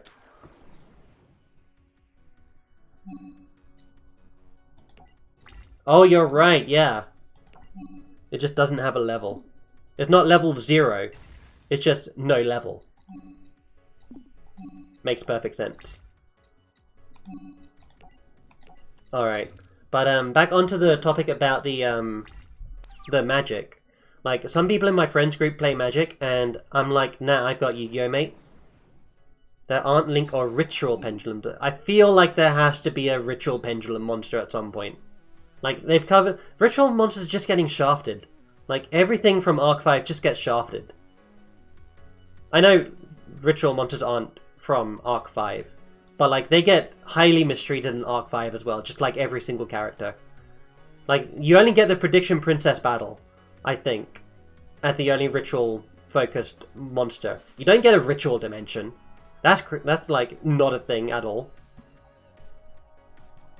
Am I gonna contest this? I guess he's won. He's just gonna summon and summon and summon. Cyber Angels were printed because of Arc 5? Is that because of Alexis? Mayu, what? Hey, you're not allowed to do that. Oh, return them to their hand. Odd Eyes has a ritual monster that's not featured in the anime. Oh, come on. What's wrong with ritual monsters? Ritual monsters are so cool. What the heck is that? Disifying Winds of Yosenji. While you have your Yosenji card in your Pendulum Zone, if a monster would be returned to the hand, field to the hand by a card effect, shuffle it into the deck instead. Wow. Okay, give me a second here. I need to figure out what I'm doing. Reformer Pal Drumarilla. You look ridiculous, my good sir. If there are no monsters on the field, you can normal summon this card without attributing. If this card is normal summoned without attributing, its level becomes 4. Once per turn, when an attack is declared involving a monster you control and your opponent's monster, you can target that monster. It gains 600 attack until the end of the battle phase. Once per turn, when an attack is declared involving a monster you control and opponent's monster, you can target that monster you control again 600. Okay, so it just gives extra attack. Ritual Mishmash was meta recently because of Drytron. Okay, that's an archetype I'm not familiar with, but I have heard about it in watching Yugi tubing videos lately.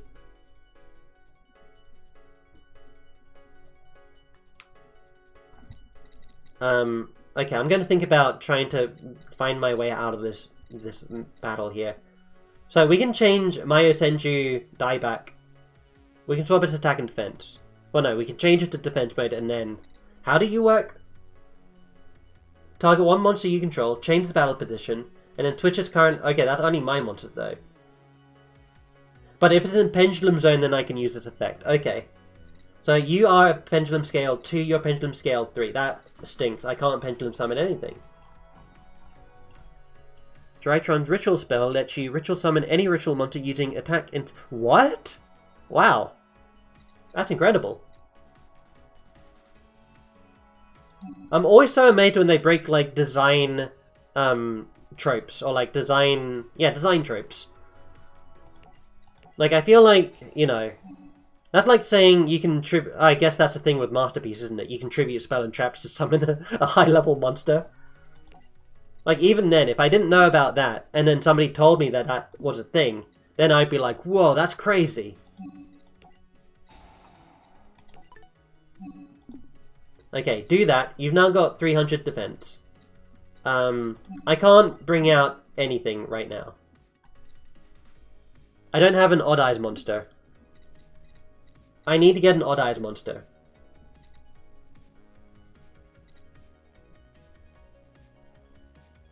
You can't summon rituals with 0 attack with it. So no Relinquish then. And I'm sure there's a couple of others with 0 attack as well. Can normal summon this card without tributing. I mean, I guess you're the highest attack monster we have. Wait, I have no monsters on my field though. Does this still count as a monster? Is that why I can't summon this thing? If that is some BS if that's the case. I can't summon this thing because I have a pendulum monster on the field. As a pendulum card. Not as a monster card. Weird. Anyway. I guess Performer Pal Hippo. Oh, it does? Oh, on the field. Oh, thanks. Okay. You know what? Let's just summon Swordfish for the extra BM. Summon Swordfish. You don't do anything, do you? Only if you have your Senju card in your Pendulum Zone, I see. I see. Okay, we'll go ahead and we'll set this, in case he starts to put stuff in his Pendulum Zones. No, we'll just attack. What? You have a hand trap? What? When a Yosenju monster you control battles an opponent's monster, you can discard this card. That monster you control gains 1000 attack until... Oh, okay, I see. Yeah, no, I knew they were... I thought that they were spells in the monster zone. In the Pendulum Zone, sorry. Oh, man. Wait, am I dead? Oh, I'm dead. Okay. Well, we get to retry this. And now let's see if I can finish my magic thought. Although I've actually forgotten my point now. Dude, these tips are so, like, infuriating. Activate Performer Pal Hinge Helper to summon a beast-type monster. I didn't draw this card. What do you think I'm doing? I didn't draw it. You're telling me that I'm playing it wrong because I didn't draw a certain card. You think that's not like maybe a problem with the design of, you know, the game? You know, of the deck, should I say? The deck, like, maybe the deck is not as good as you think it is? Tips? Alright, let's go ahead and try this again. Right, I'm trying to remember what my magic point was. I can't remember, I'm sorry guys. Alright, we've got 2 new cards in our hand. What are this? Oh, this is Pinch Helper, okay. Once per turn, when an opponent's monster declares a direct attack, you can negate the attack, and if you do, special summon a Performer Power monster from your deck, but its effects are negated. Okay, when an attack is declared involving a monster you control and an opponent's monster, you can send this card to your graveyard. You take no damage from that battle. Battle damage from that battle. And this one is Sky Iris. Your opponent cannot target Magician, Performer Power, or Odd Eyes cards in your Pendulum Zone with card effects. You can target one other face-up card you control, destroy it. If you do, add one Odd Eyes card from your deck to your... Oh, that sounds fantastic. We'll activate that. Okay, what scale do we... Oh, look at that. That field effect is fantastic. So we have scale 2 and... Oh, you're the only pendulum monster we have. Okay. I guess we can summon it now. But you can discard... You can destroy anything. Target one face-up card you control and destroy it. Okay. Well, we don't have Poly yet. So...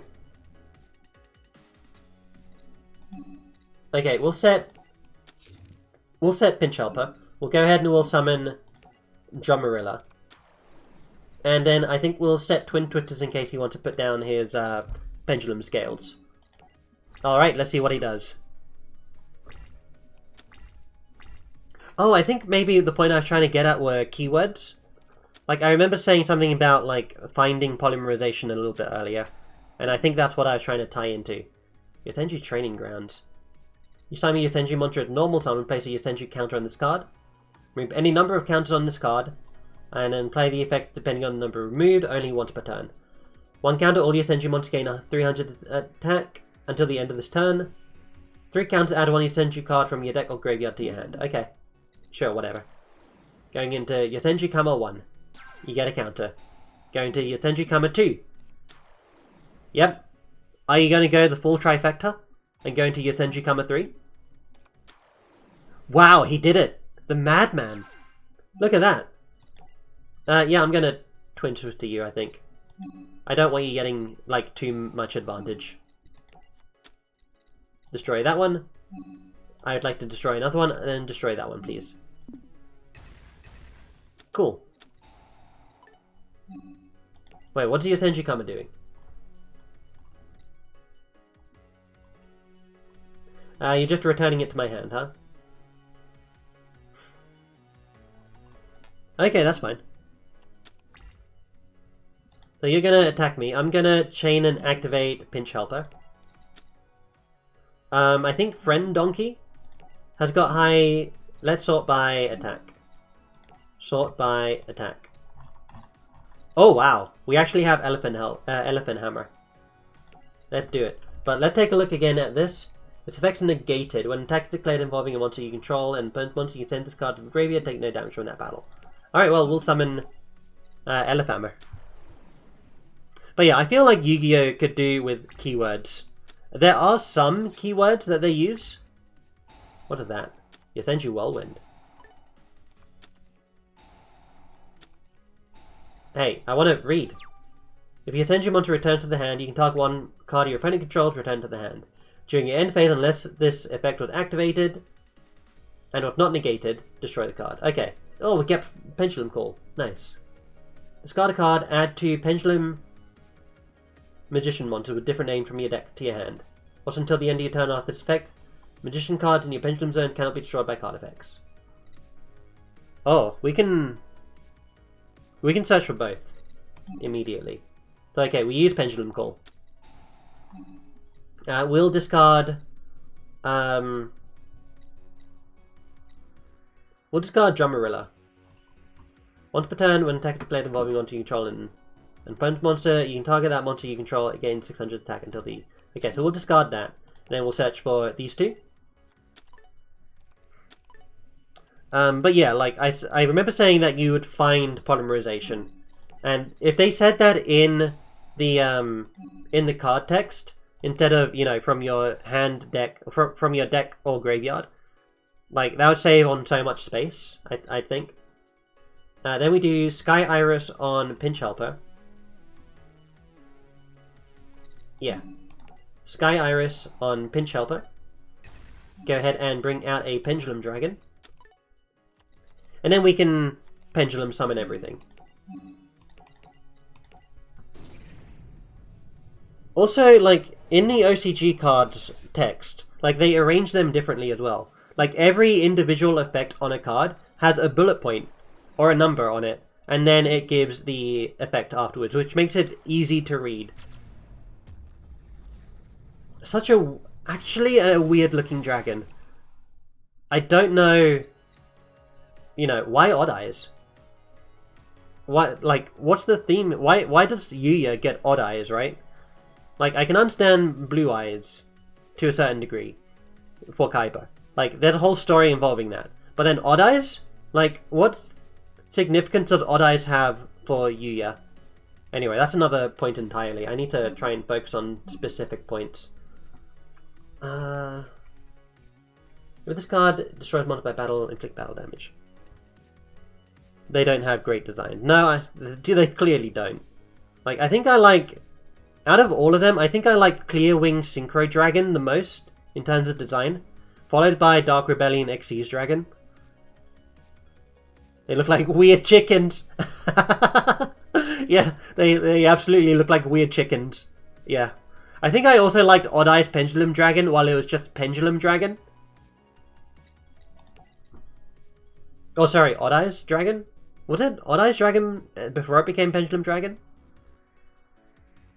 Yeah. And then what's Yuri's Pendulum Dragon? Isn't it Starving Venom Dragon? I didn't watch that far into the anime, so I didn't really get to see that card at all. Starving Venom Fusion Dragon, that's it. Will I deal more damage if I attack directly this way? And should I bring out my Pendulum Dragon here? I don't think I should bring that out, because he has monsters that can return stuff to my hand.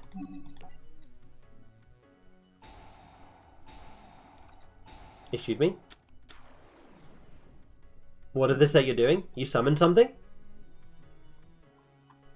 When an opponent's monster declares a direct attack, send one of your Senju monsters from your hand to the graveyard, except this card, special summon this card.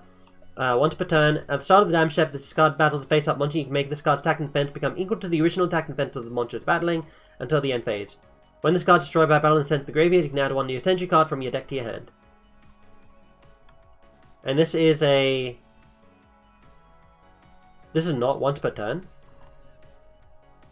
Oh, it is once per turn at the start of the damage step. That's fine. We'll attack here. Our other monster has higher... I can't attack. Why can't I attack? Oh, can't attack unless you control another Performer Pal card. Whoops. Weird conditions on these things. Like, come on. Why can this thing not attack? You know. If it's... thingy.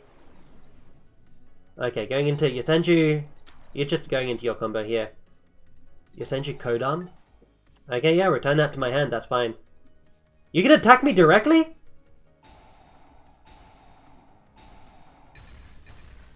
Yeah, you blow up both of them. Oya Jam gives you something. Yeah. Just, don't... you're turning that to my hand. That's not going to help you. Alright, let's try this again. Go ahead and activate this. Well, next turn unless he has another Oya Jam. Sorry, an Oyam. Does this do anything important? Tribute this card, target your Tenju Training Ground, play 3 counts on it. Banish this card from your graveyard, normal summon your Tenju monster during your main phase, in addition to your normal summon. Okay. But now we have 2 Performer Pal cards. So we can go into Pendulum, do that, and then we can select these 2. Also, with pendulum summoning, can you only pendulum summon one thing from your extra deck now because of the extra monster zone? Because of Master Rule 5? I've had it several times where I had a bunch of cards in my pendulum, my extra deck face up, and I wasn't able to pendulum summon them for some reason. But I can pendulum summon anything from my hand immediately. Like, all at once, should I say. Whereas I can only pendulum summon one thing from the extra deck at a time. You can target one face-up monster on the field, switch attack and defense. You need to summon to the extra monster zone or to a main monster zone a link. Ah! That's still a thing? The reason why I'm so confused about that is because you don't need to do that with, you know, any other extra deck monster. Like Synchros, Xyz, Fusions. It doesn't need a linked monster to point to. But apparently pendulums do need a linked monster to point to.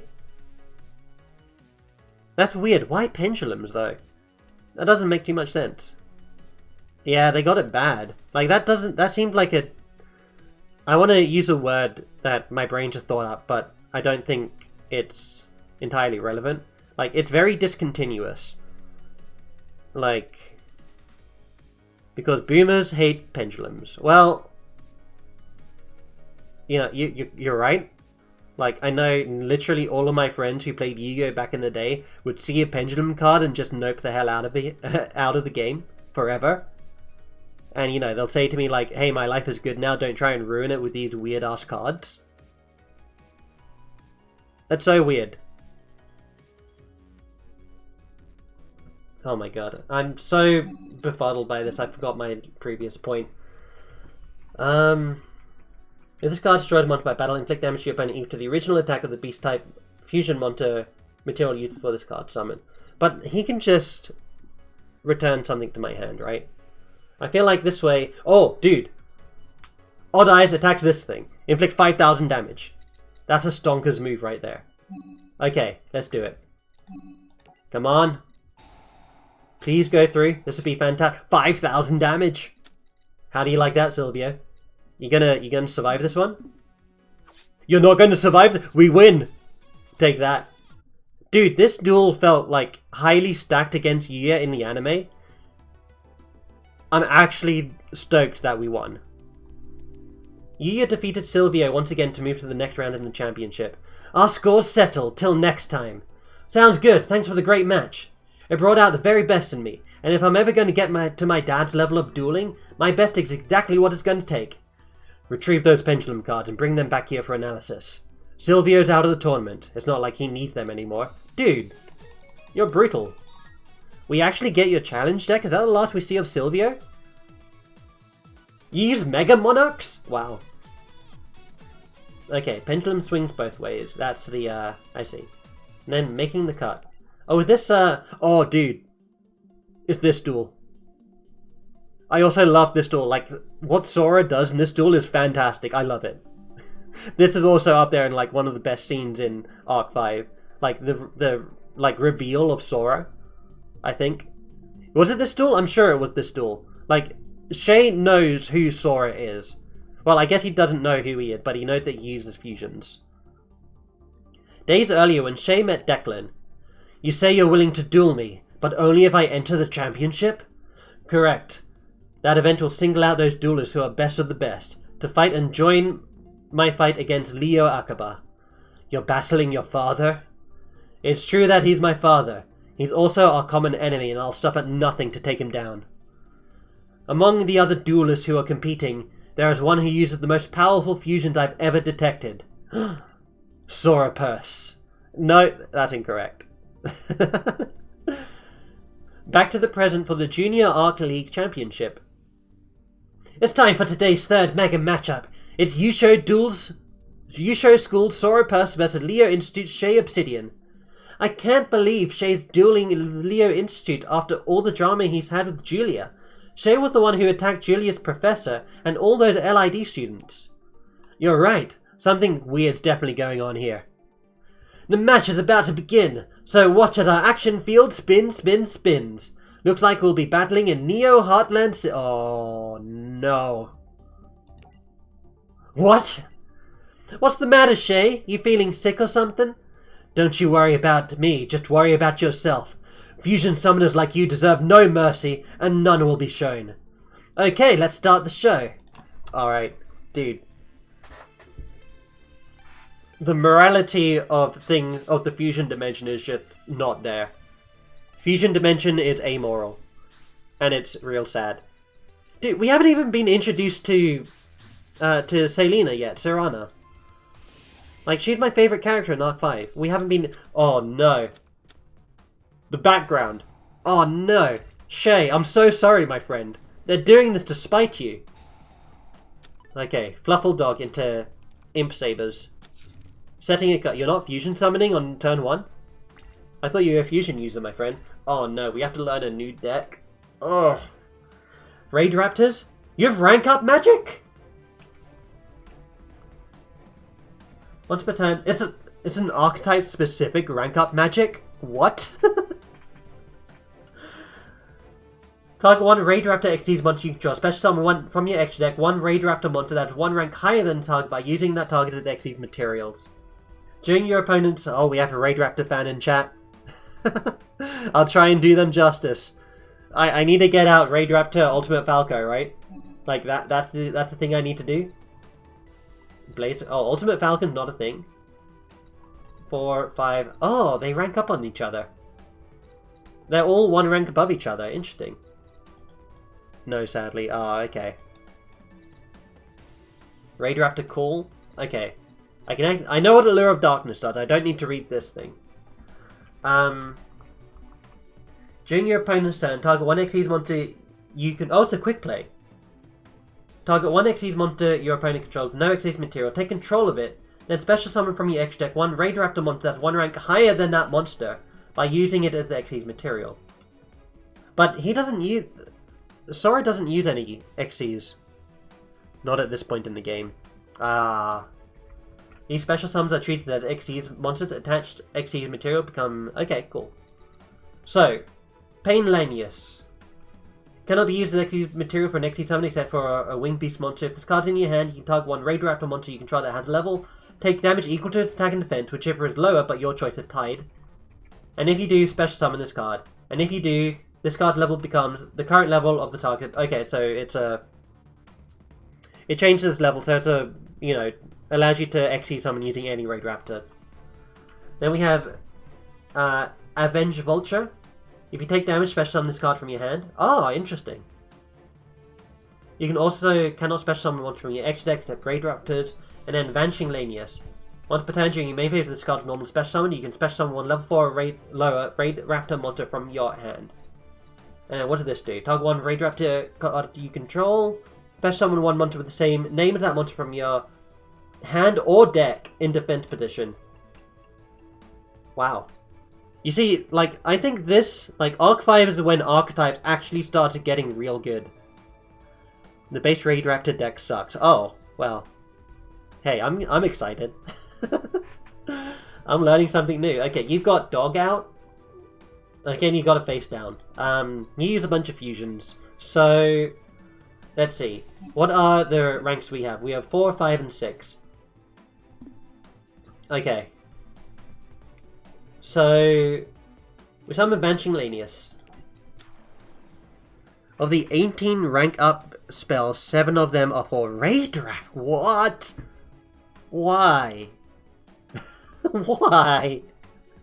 Why specifically for... I mean, I get that they wanted to make Shay Obsidian, you know, cool in the anime, so they gave him a bunch of rank up magic cards. But come on. That's too many. They have 7 rank up magic spells in the entire... Like, of the 18 that's in the game. Anyway. You need at least 3... Oh, thanks for telling me. Yeah, you need 3. Okay. Thanks for telling me. I automatically assumed you needed 2. Okay, so... We use Painlanius and we can use Raid Raptor Call. And then we can just special summon everything. Okay. Cool, on here, get to special summon another one of them. This card with normal or special summoned, you can special summon one level 4 or lower Raid Raptor monster from your hand. Well, we can avoid taking damage this way, right? One of those also functions for Phantom Knight and Xyz Dragon because they got some crossover support. Phantom Knights? Aren't they? No, the ones I'm thinking of are Phantom Beasts. They're in a more old school archetype that I don't think are any good. I don't think I've heard of the Phantom Knights. I think that's a new archetype for me as well. Okay. Phantom Knight rank up magic. Well, let's do Allure of Darkness. And then we'll draw 2. What did this one? Tribute Lanius? Is that the same? No. Discard of normal special summon this turn. Send 1 Radioactive card from your deck to the graveyard. During main phase 2, if this card is destroyed and the opponent's monster by battle of this turn, you can add 1 rank up magic quick play spell card from your deck to your hand. You also cannot special summon monsters. Okay. You played against them earlier. They're Yuto's. Yuto's? Yuto. Isn't Yuto the Synchro Man? Or is that Yugo? Who's Yuto? I feel like I should know who Yuto... Wait. No, oh, Yuto's Xyz Man. Okay, I see. Yugo is the Synchro one. Yuto is the Xyz Man. I don't think we've actually dueled against Yuto, though. Man, I also feel real sorry for Yuto. Like, just in general. Anyway. So you search for a rank up magic. Okay. Just thinking here. We'll banish... You know, we'll banish Lanius. You did when you played Yugo? I haven't played Yugo yet, though. I'm pretty sure I haven't played Yugo. It doesn't matter which one we pick. Yeah, I think that's later. Like, the only... Right, it's alright. The only, like, U-boy that we've even seen, other than the main man, is Xyz Man. You receive damage. Yep, I would like to activate this. Let's go ahead and bring this out, so that's 1700. Wait, we have 2? Oh my god. If a Radioactive Xyz monster was destroyed, sent to the graveyard this turn while you control the target 1 Xyz Radioactive monster in your graveyard, special summon it, then special summon from your extra... Oh, crazy. Yugo is Speedroid. Now that's a weird archetype. Okay, what do? You can attack all special summon monsters your opponent controls once each. Once per turn, detach an Xyz from this card, target 1 face out special summon monster your opponent controls. This card gains attack equal to that monster's current attack. Okay, so that's not actually good for us right now. It's good enough. Yeah, I guess that matters, right? Doesn't he... No, he has more than 1 duel. I remember. Okay, this monster wasn't special summoned. Like, I know there's a couple of duels where he gets... Like, he does a few duels against Sector Security, and he does a few duels against Yuya, and then he does a duel against, what's her name? His fiancée. I can't remember what her name is. I want to say Lulu, but Lulu is, Yuto's girl. Rin? Is it Rin? I think it's Rin. Anyway. I want to bring out... So we've got... Which one do we have? We have Rise Falcon out. Next up will be Blaze Falcon. Card can attack directly while it has the Xyz material. When this card inflicts battle damage to your opponent, target 1 monster your opponent controls, destroy it. Once per turn, you can detach an Xyz from this card, destroy as many special summon monsters as possible. And if you do, inflict 500 damage to your opponent for each monster destroyed. Okay.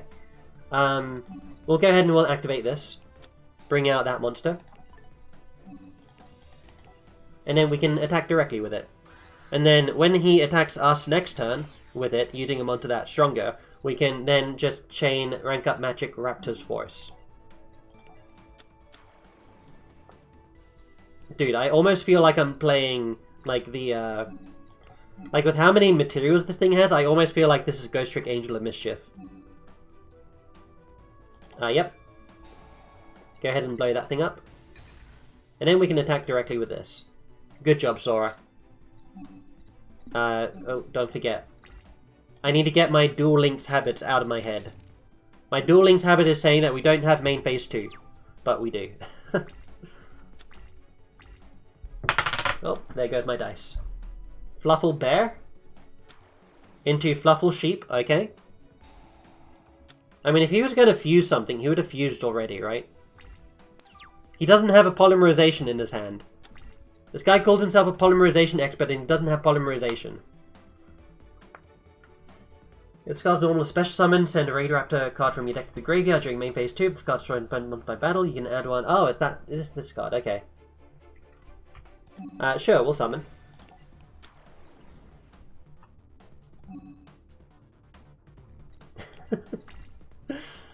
Alright. Yeah, attack directly, please. Dude, imagine Raidraptors in Duel Links. I don't even know if they'll be good, to be honest with you.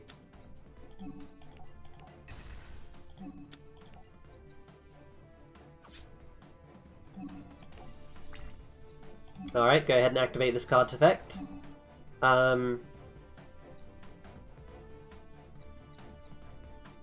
Only use each effect once per turn. So we'll do this first. They'd suck. Oh, you can even choose, like, spell and traps.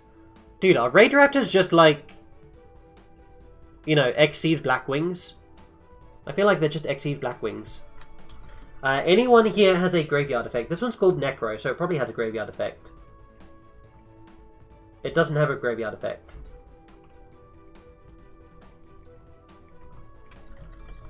Does something have a graveyard effect? Banish this card from your graveyard, add one. Okay, we're gonna use Raidraptor Return. Basically. Okay, well, I'm glad we're all on the same page about what Raidraptors are. If the card's destroyed, I can add a quick play. Yep, let's do that. Oh, we have a fantastic number of 2 different choices to pick from. During your opponent's turn, target 1 Xyz monster your opponent controls. No, we can't use that. So I guess we're doing this one. Okay. I do remember him using this card in the anime and thinking, man, this is just absurd. Like, you just got rid of his Xyz monster, then you just played this card that allowed you to bring it back and then power it up again. Like, that's crazy. Oh my god. Fusion Conscription, okay. Are you actually going to fusion summon this turn? Please tell me you are. You summon something in attack mode. That tells me that you've got some... Oh, there we go. There's a fusion. Finally.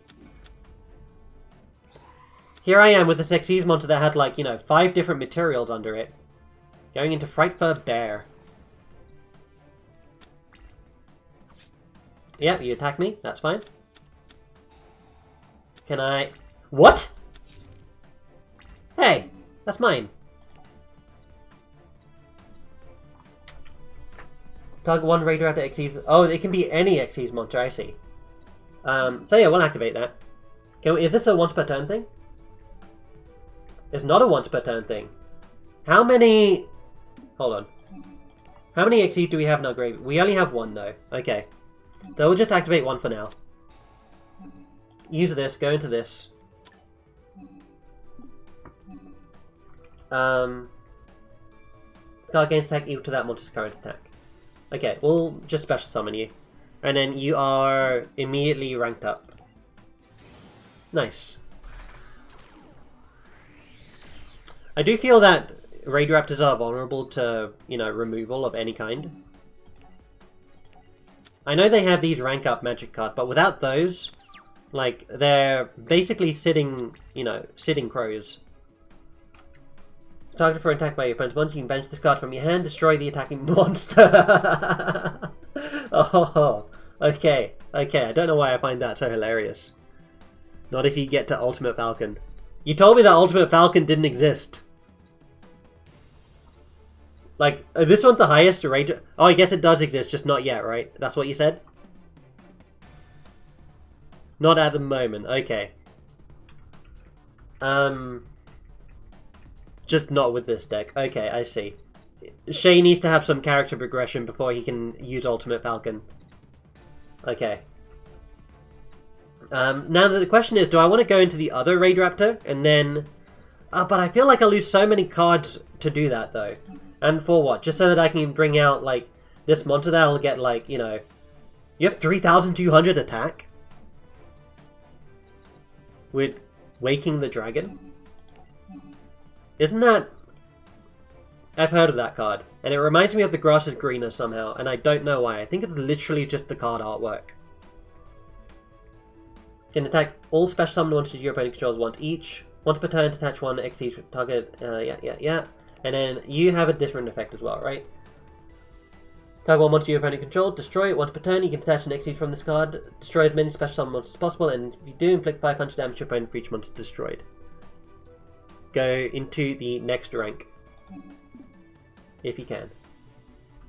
I can't go into the next rank yet. I don't have the right thing. But hold on. If I attack directly, that's 1,000. And then... Bear gotta go desperately. What does Bear even do? I mean, I know it absorbs my mon... Oh, interesting.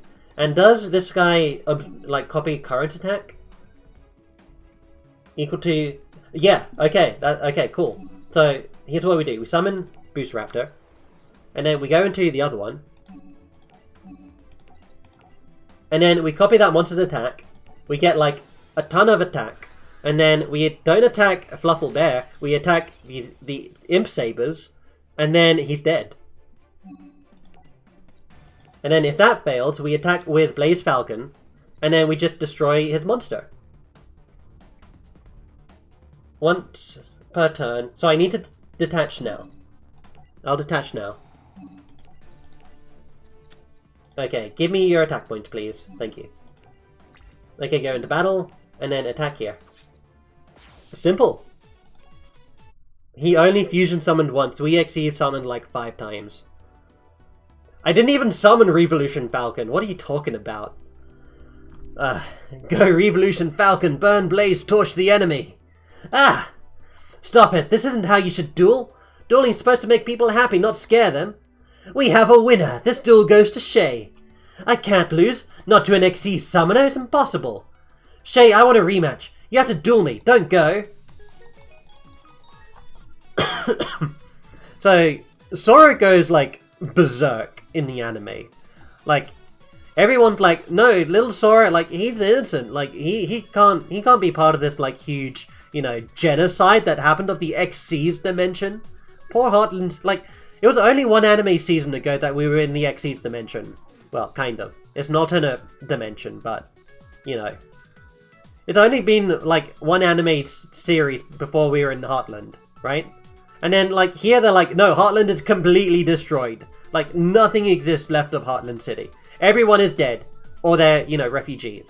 And then Sora, like, midway through this match is like, yeah, no, I did it. And you know what? I enjoyed it. And then he starts summoning these, like, insanely creepy, like, Frightfur monsters. And then he just goes berserk. Like, what? Epic turnaround of the century. But I feel like all of the fusion, like, people... Oh, here we go. This is Yugo versus Yuto. This is the one you were talking about. But I feel like all the fusion people are just batshit insane. If I can be so crass. They're just insane. He goes all... Getsugawa. Yeah, he does. He absolutely does. I feel like the only person who doesn't go insane is Serena. But when do we even get to see Serena? Like, I'm not seeing her silhouette anywhere here. Maybe we've already passed it. Like, she was introduced before these legacy characters were here. Like, is she part of the next duel? Is that Serena? Is that Serena? I think that's Serena. It has to be Serena, right? She's the only... Like, the rest of her body is feminine. That must be Serena. I can't remember her hair doing that, but at the same time, like... You know, these are Yu-Gi-Oh! Characters. Honestly, look at all of these hairs. They're pretty tame, except for... Even Yuya's is relatively tame by, you know, Yu-Gi-Oh! Protagonist standards. Sure, he's got, like, two-tone green and red hair. Like, that's absurd. But in terms of style, he's just got a giant cowlick. Like, that's incredibly tame. I think also, Yusei's hair is also pretty tame. And I guess, maybe in terms of, like, the tamest hair, I think Jaden's hair is the tamest of everyone's.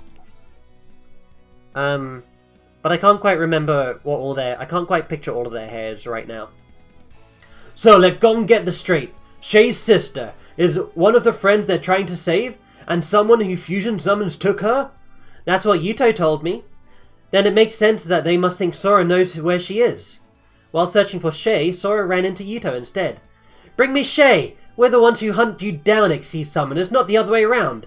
Not happening. I'm going to rescue Lulu, and it starts right here. Let's duel. Sora! Zuzu told me about Shay's sister. I think they think you know where Lulu is. She said that she heard it from Yuto. You're Yuto, right? Is it all true? It is. Also, like, how do they get these two confused? Their facial, like, I guess their facial structures are the same. Like, their eyes are drawn in the same way. Just different expressions, and they have different eye colors and different hair. I guess that's the same with all of them, but I feel like that's also the case with literally all anime characters. The only defining thing about anime characters is their eye style, their eyebrows, and their hair. And then everything else is standard. I guess also their chin shape. Maybe. But I think that's more artist interpretation. Like, I think nearly everyone in any given anime has the same chin shape, unless they're, you know, different body build. Okay then, so why do you think Sora is mixed up in all of this? Ugh. If he won't talk, I will. When my people gained control of the Xyz dimension, they all fled like rats on a sinking ship. Xyz dimension? We left so we could fight another day against those from your fusion dimension. You really attacked them? That's right. Back at Duel Academy, I was chosen for a special mission. A mission I won't fail. But before Sora could attack, his dual disc self-activated, teleporting him away. What? He can do that? Huh? No! He can't take me away now! Sora? Yuto, where is he? What did you do to Sora? Sora went back to the fusion dimension, his home. No offense, but that's a crazy story. Something like a sci-fi movie. I wish that it were. But I was there. I saw it happen. Our homeland was attacked by the fusion warriors. As for my people, they captured them by trapping their souls into cards. Are there other dimensions? Yes. There's a synchro dimension too, and it has its own warriors. Yuto is so cool. I do agree. And your world has come to be known simply as the standard dimension. Get wrecked. Let me get this straight. There are 4 dimensions. Fusion, Xyz, Synchro, and Standard. And they're all fighting each other? But why? Why would the dimensions all want to do this? Oh, Yuya. If only you knew. If only you knew the madness that the writers had in store for you. One man. Leo Akaba. Oh, look. Yuya had many more questions, but their conversation was interrupted by the sudden appearance of a duelist on a duel run. How did he get to this dimension? It's you. You're the one who I've been searching for. Would someone mind telling me why there's now another guy who looks just like... He doesn't look just like you. Like, do you have eyes? Look at the difference. Your loser buddies aren't here to save you this time. I demand a rematch here and now.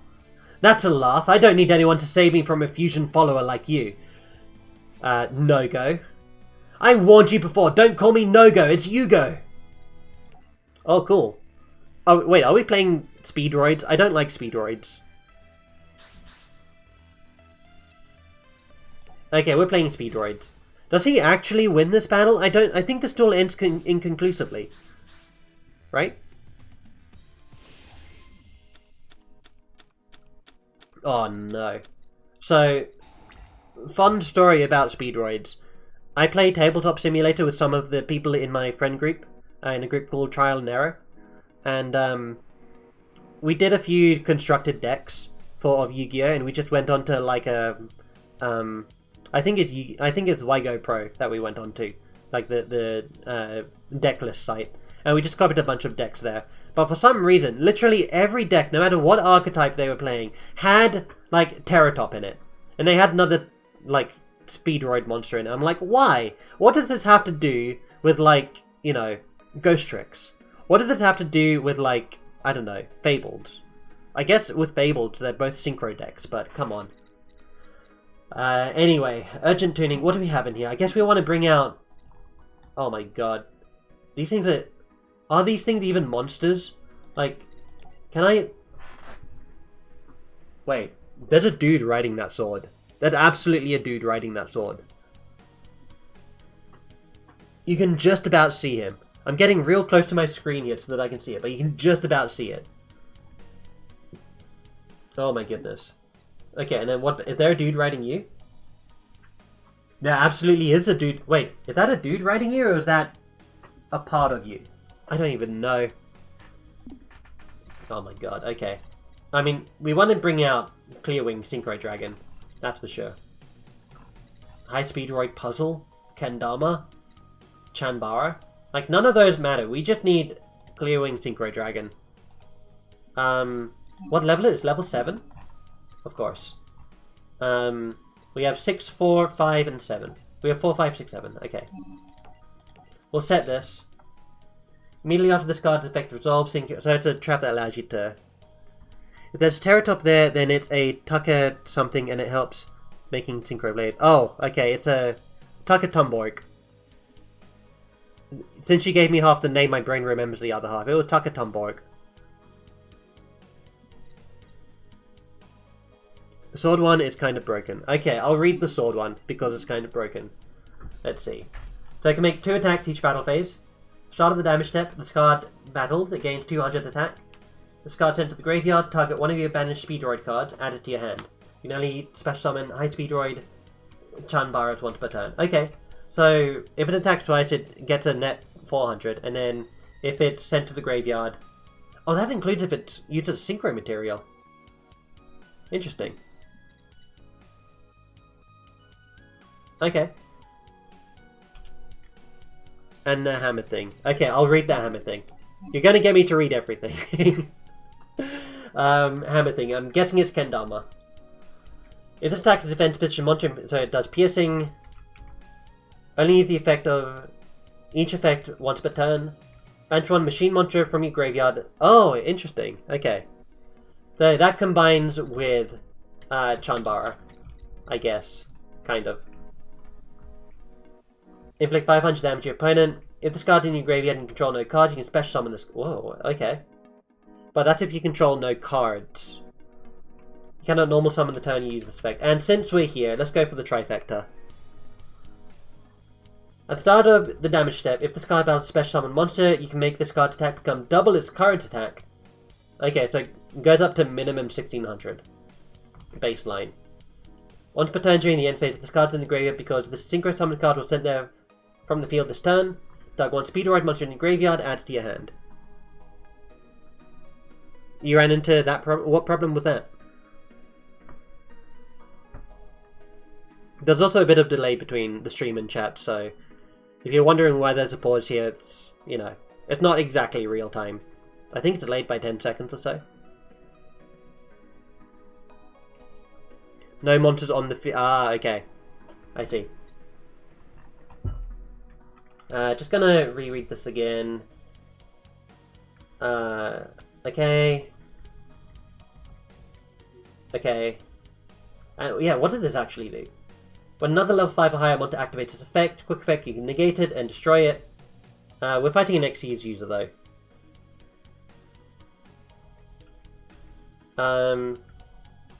When a monster's effect activates, that targets one level 5 or higher monster on the field and no other cards. Quick effect, negate it and destroy it. If this card effect destroys a monster, this card gains attack equal to the destroyed monster's original attack until the end of the turn. Okay, and then what do these do? During your opponent's turn, banish the card from your graveyard, negate the next attack this turn from a monster your opponent controls. So that combines with the one that returns a banished card. Speedroid Terratop, you can special summon it. If you control no monsters. When this card's normal to special summoned, add one Speedroid monster from your deck to your hand. Okay, so that searches out something. Tri-Eyed Dice. During your opponent's turn, banish this card from your graveyard, negate the next attack this turn from a monster your opponent controls. Oh wait, no, we literally have to... Okay, I read that twice. I see. Okay, let's go ahead and special summon. Attack mode, sure. Yep, activate. And then, what do we have? Pachinko cart? Dude, you really can't take Yugo seriously when he uses cards like Pachinko cart. Discard a machine type monster, target one monster on the field, destroy it. That's a 1 per turn. We also have Menko. When an opponent's monster declares direct attack while this card's in your hand, special summon it, and change all monsters your opponent controls to defense mode. This brings to the hand, right? Yeah, okay. So I think we go for Menko.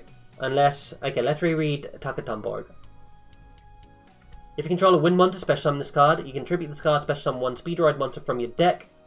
Also, you cannot special summon monsters this turn except for wind monsters. Speedroids are all based on toys. Oh, okay. I see. I didn't quite understand their whole shtick. I guess that's also why you can't really take them seriously, because they're based on toys. I just realized, you know, Sora uses toys. He literally has a card called Toy Vendor. And then Yugo uses toys. Correlation there, maybe? Perhaps? I don't know. Hint, hint. I don't even know what I'm saying. I'm trying to make things work that don't work. Razor Ring. Can attack turn normal summoned. Once per turn, target one face-up monster on the field. Change to defense mode. Okay. So we can get a synchro monster out, and we can go into rank level 6. So we can do that, and then I want to bring in Menko. You are a you're a battle stopper from the hand. Okay, do that. Then we go out into you. Long lost brother lost with in the battle they had against Xyz and Fusions.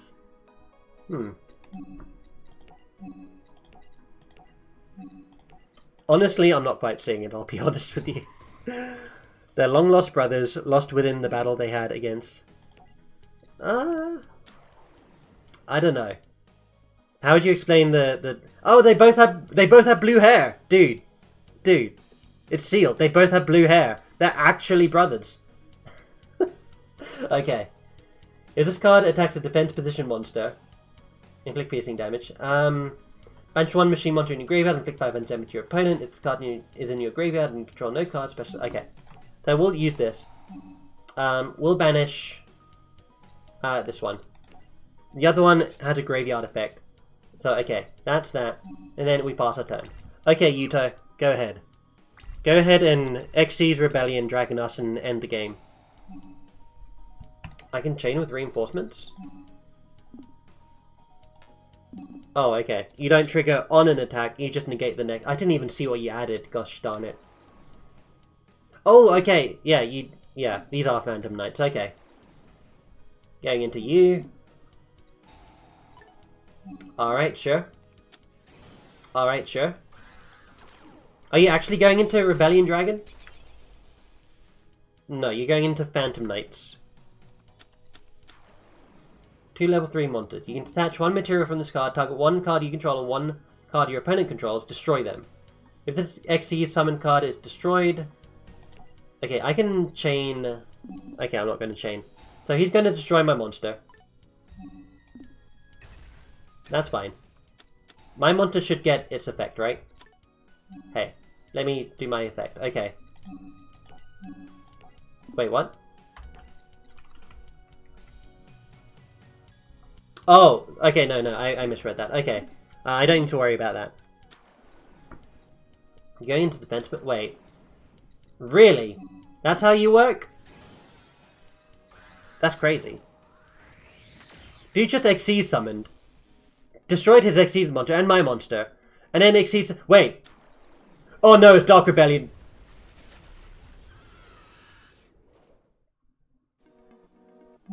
Oops. That's actually Dark Rebellion Dragon. Target one face up monster your opponent controls, attack becomes half its current attack, and if it does, this card gains that lost attack. Okay.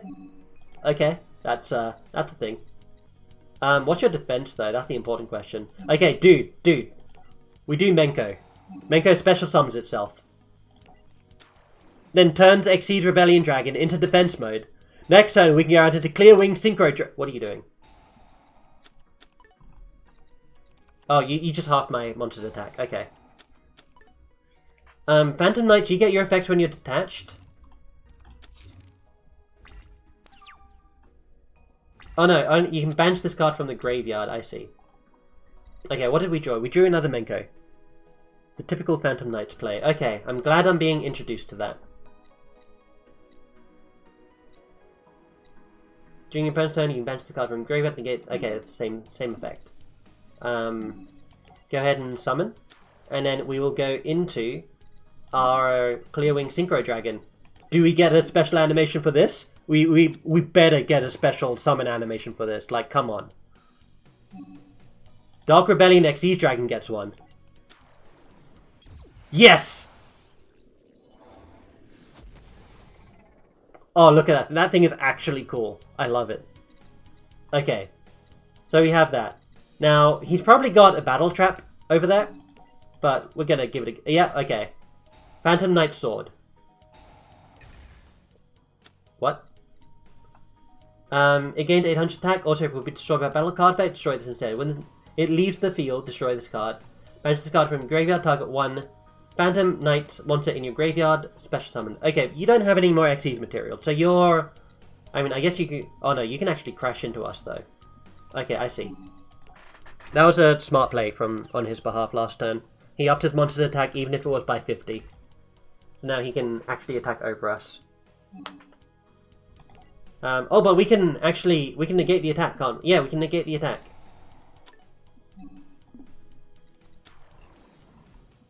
Hey, I wanna read. Stop doing stuff, please. Oh, it's only when it declares a direct attack. Oh no. Oh no. During your opponent's turn, banish this card from your graveyard. Negate the next attack from an opponent's monster your opponent controls. This is a quick effect. Okay, cool. So if he goes into... okay, before he attacks, I'm going to use this. Because I don't know if it triggers when... Oh, I have two. That's okay. I don't know if you can trigger it immediately. Like, if in response, should I say. So that attack is negated. Uses Phantom Knight... What? Oh. Going into another one? You're going into another Dark Rebellion? No, you're going into one of the... Are you going to pop me? Are you going to try and pop me? No, okay. I must say, having so many Xyz monsters on his side of the field does look pretty cool. Like having all of these, like, black cards on his side of the field really makes it seem edgy. Really... Excuse me. Really makes it seem edgy. Really makes it... It has 3,000 attack. You can detach one material from this card, target one card your opponent controls, and one card you control, destroy them. If the Xyz summon destroyed, target to... Okay, sure, whatever. Normal special summon, add one speed ride monster from your deck to your hand, except for Terratop. What is our out to this? So I think one of our synchro monsters needs to be our out, right? Ragged Gloves gave it 1,000 attack. Okay, thank you for explaining. Let's see. Yeah, you're right. Okay. Speedroid Terratop. I can normal summon it, and add one Speedroid monster from my deck to my hand. So I guess I can go into Tuckatumborg. Tuckatumborg can then fusion summon into something, right? So we'll try this. I don't know if this is going to work, but we'll try it. We go into Terratop. Who do we want to go into? Yeah, firstly I want to take a look here. Who do we want to go into? So we have High Speedroid Puzzle. Card battle special on monster, make this card attack become double its current attack until the end of the damage step. Once per turn during the end phase, the card in graveyard because the synchro summon card was sent there from field this turn. Target one speed. Okay, so we could do High Speedroid Puzzle. That could get over anything. Well, not anything. It can't get over that. Okay, and then we could also try Kendama. This card attacks defense pitch monster for piercing damage, and then mention machine monster in your graveyard. This card in your graveyard you control. Okay, not that one. I guess it's the sword. We need to go into the sword. So that's level 5. Make second attack each battle phase. If this card sent to the graveyard, target one of your banished Speedroid cards. Add to your... I don't think any of these can help us. So, what? This thing will attack over Clear Wing Synchro Dragon. Uh-oh. I don't know if we have an out to this. We can't summon this thing right now, though. Okay. You can tribute this card, special summon Speedroid Tuner monster from your deck. So that'll be what? We could go into red dice. When this card normal special summoned, target one Speedroid monster you control. Declare a level from 1 to 6 to become that level until the end of the turn. Okay, so we can make it go into another Clear Wing Synchro Dragon. Which won't help us. Double Yo-Yo. Target 1 level 3 or lower speed ride monster in your graveyard, special summon it when it's normal summoned. And then Tuckatumborg, we read that one. And then double yo-yo, Razor Ring. Target 1 face up monster on the field, change to the defense position. If you do that, target loses 800 attack. But we can't special summon any of these.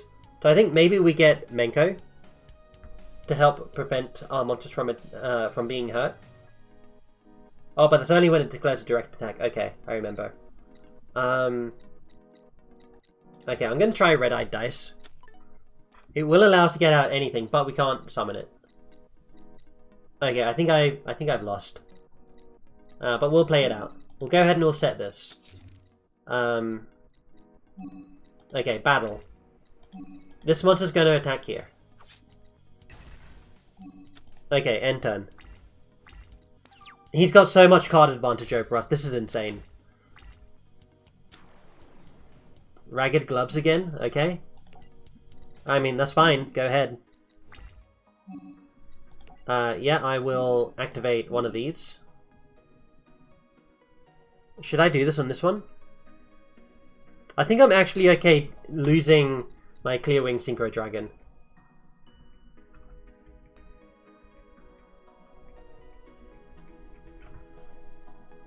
If this card effect destroys a monster, this card gains attack you. Huh. I have an idea. Press that button, please. I'll have to try and save it, though. I can't do anything about that, can I? No. I can just MST. That's not going to work. Okay. We lose our monster, which is bad. Okay. We can get out to, Terratop, I think. What is this? Target 1 speed ride monster in you. Okay. That can bring back a Synchro. During your main phase step the turn, this card was sent to the graveyard. Banish this card from the graveyard. Target 1 speed ride monster in the graveyard. Add to the hand. Okay. We can get out Menko, or we can get out Kendama. Oh, isn't Kendama like that like ball and hammer thing? Like where you try and like, you know, fling the ball, it's attached to a rope, and you try and get it inside the hammer notch? Is that what this thing is? It might be a Japanese version, because, you know, it's called a Kendama, but is that what this thing's meant to be? It almost looked like, you know, a dual runner, which I guess is intentional, but first thing I thought when I saw this thing. But also, like, you know, how does it even ride? It's got these two things sticking up at the top and bottom. Card in your graveyard and you control no card, you can special summon this card. But like once per turn, I can banish a machine monster from my graveyard and inflict 500 damage to my opponent. Okay, I don't know what I'm doing here. So we can do 4. Sorry, that's level 6. We can then go into level 7, Clear Wing Synchro Dragon. Chambarta? Start of the damage step, yada yada. Okay, it's not that one. I think it was this one. Make this card's attack become double its original attack. Okay. Dude. We summon... Okay, I've got it. We activate Speed Recovery. We go into... Kendama. Okay, Kendama comes to the field. We go ahead and we activate, or we summon Red-Eyed Dice, and then we can change the level of any monster, any speedoid monster on the field to anywhere between 1 and 6 that we want. I want to change this monster's level, and I think I want it to be 4. Means we'll go into level 5. I can't check! Oh no. Okay, let's change it to 4. I think we've got this. Did I get it right? I did not get it right. Start of the damage step, discard battles, again 200 attack, it's card sent to the graveyard, target one of your bench speed droid card, adds to your hand. Well, we could do that on something else, right? Dude! Okay, no, we've got it. No, we don't got it. Oh no, we don't got it. Okay. Ah, that's so frustrating. Okay, what I was thinking is we get Clear Wing Synchro Dragon out, and then we use High Speed Ride Kendama's effect, right? To banish a machine type monster. And then we use Clearwing Synchro Dragon to negate our monster's effect. And then that monster's destroyed. And then Clearwing Synchro Dragon gains a ton of attack points.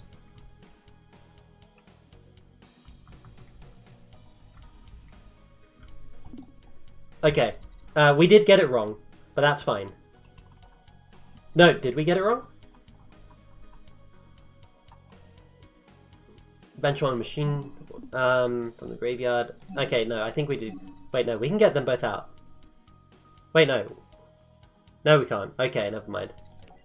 Oh, we were so close. Okay. Sorry this is taking so long. This is actually challenging my brain. But if we go out into this thing won't help us at all. It can add something to our hand, though, when it's destroyed. What would we add to our hand? We can add Speedroid Dice and Terratop. If we go into Terratop, we can go into next turn... next time we can go into a level 6, which would be Kendama. Then we can use Kendama's effect again. Won't really work. Are we going to have to MST on our Urgent Tuning? That really something we're going to have to do? Okay, so you will attack Phantom Knight of the Ragged Gloves. You don't have any more materials. Do you have...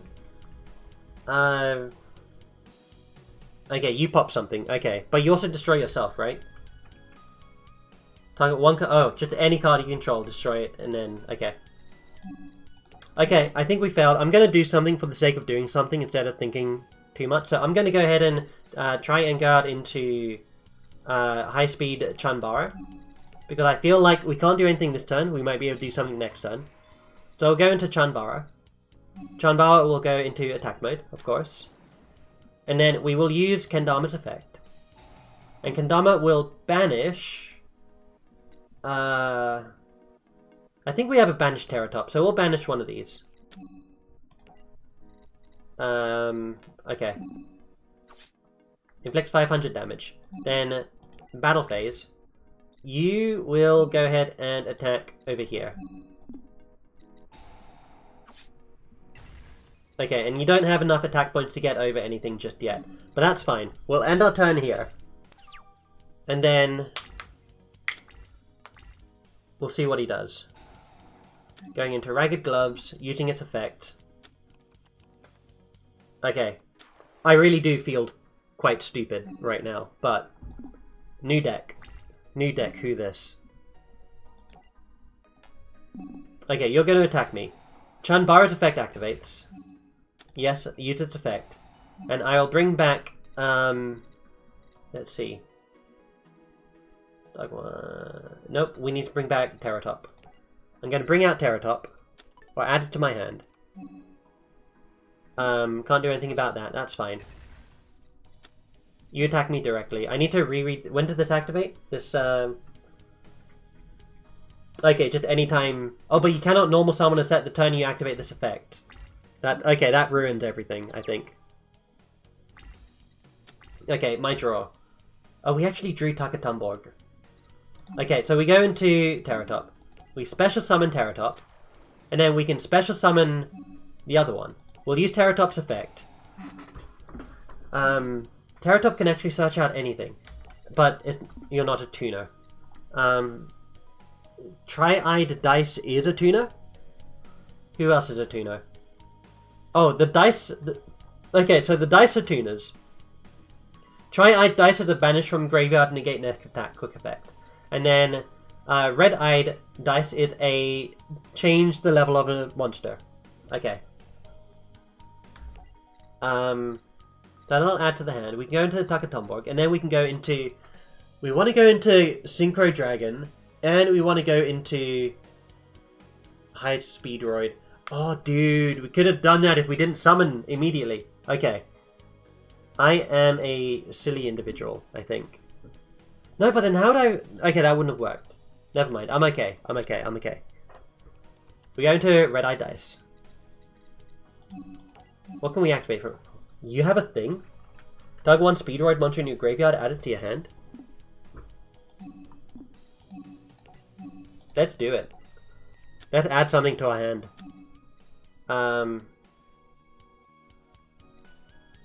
Sure, we'll add Speedroid Menko back to our hand. I know we've already got one, but, you know, might as well make that two, right? Okay, go ahead, special summon here. Taka Tumborg.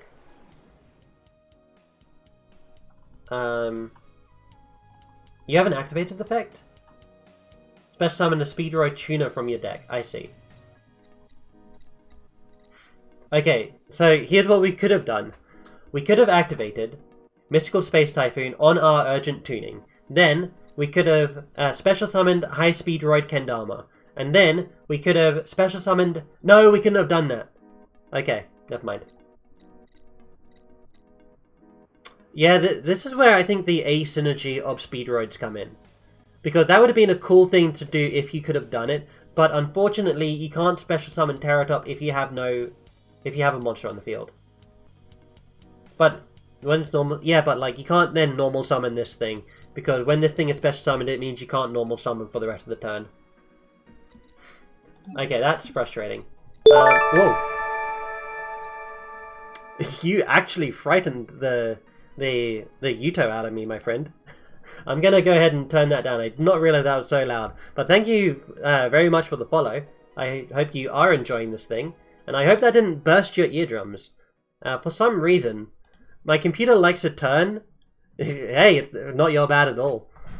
For some reason, my computer loves to turn the sound of OBS all the way up to 100 when I keep, like, everything down at, like, you know, 10. So, but yeah, no, that's, yeah, thanks for the follow. Now, if only that follow could help me figure out how to win this duel. Oops. We'll go ahead and we'll normal summon 3, 6, we can go to 7. None of our cards can help us out, though. Clearwing Synchro Dragon? We'd need something else to target us, though. Need guidance? Hey, if you have a suggestion, let me know. I'm racking my brain here right now, trying to figure out what to do.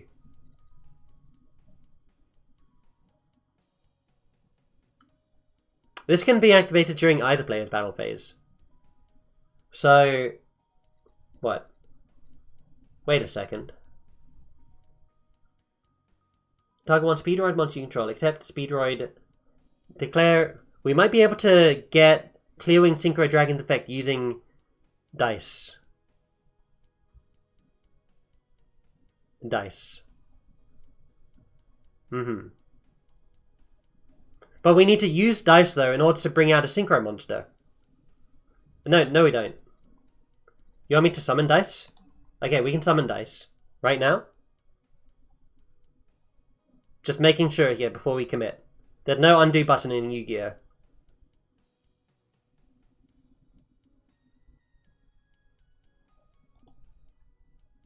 Okay, let's do it. Summon Red-Eyed Dice. Do we use its effect?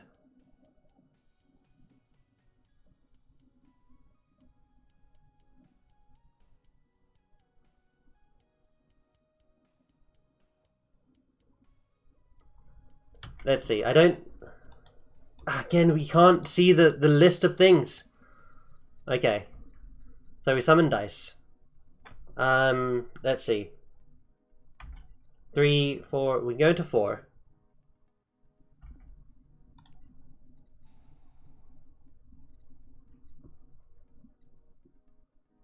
Alright, you're gonna have to tell me, you know, what you're thinking.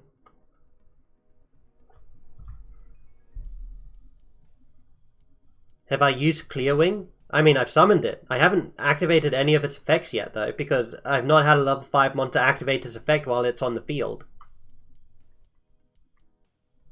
Like, I know, like, I want to power up Clearwing Synchro Dragon by using my own level 5 or higher monster's effect. Then I can beat over anything. Let's go ahead and target here. So we can go into Clearwing, we can go into Kendama. I don't think Kendama is going to help us. The other one we can use is Chanabara. Or we can use... Okay, dude, let's... we can go to 4, 5. I really don't think Clearwing is the goal here. Okay, we want the sword. Sword is level 5 if I'm remembering right? Or sword level 4? Sword is level 5. Okay, so turn this thing to level 4. We go ahead and we synchro summon into the sword. Boom, boom. Okay. Chunbara, let's go. Can make second attack during the battle phase at the start of each damage step. This card battles, again 200 attack. This card sent to the graveyard, target one of your bench Speedroid card, adds to your hand. Only special summon Speedroid high Speedroid Chambara per turn. Okay, so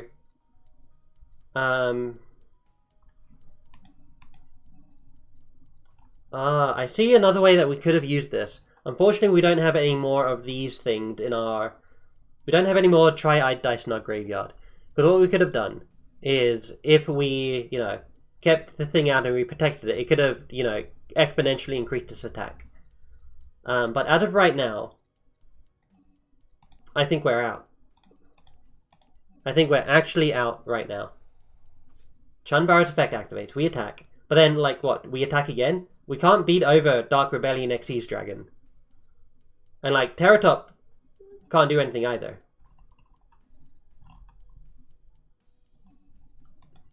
Okay, I think this is, the thing in the hand do? It only activates its effect during a direct attack, and then it changes all monsters on my opponent's side of the field to defense mode. And it special summons itself. So, he's probably going to attack me directly this turn. Which means that we can turn his monsters into defense mode. Which means we can then attack over his, Phantom Knights of the Break Sword. But we'll see what he's doing right now. Kagemusha Knight? That's not a Phantom... That's not a Phantom card. What are you doing? You're giving more attack to that thing? Okay. We'll survive the attacks against our monsters. Going into another Break Sword, okay.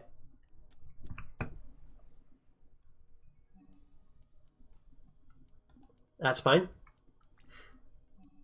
Go ahead and attack. That's okay. I can't activate anything in graveyard. The only thing I can activate is the MST. Okay, no problem. That's also fine. Dude, I didn't realize Chunbara effect activates when it, entered any battle. I will add... Oh, we can actually go back into another... Wait. No, that won't work. Okay. I was thinking we could go into, the Kendama, but we'd have a monster out on the field if we, summon one of these things this turn.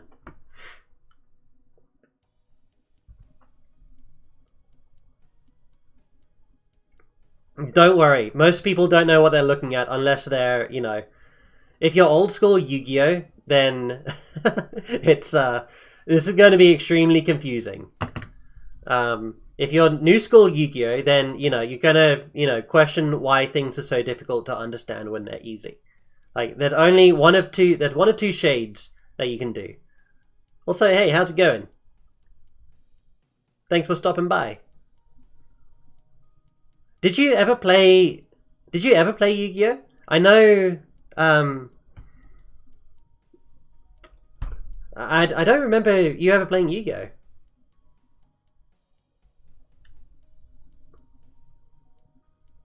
Only got into LOR?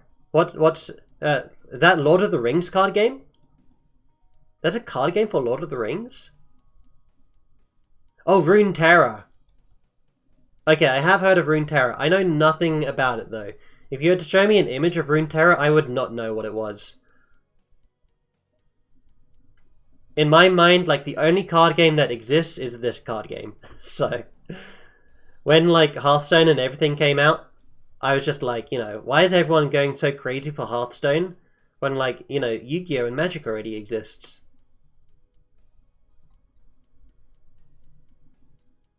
Alright. That talked about... Oh, really? Did he say good things about it, or... What was the contents of this discussion? I am interested. I always like, hearing the differences in card games. Hearthstone is kinda free.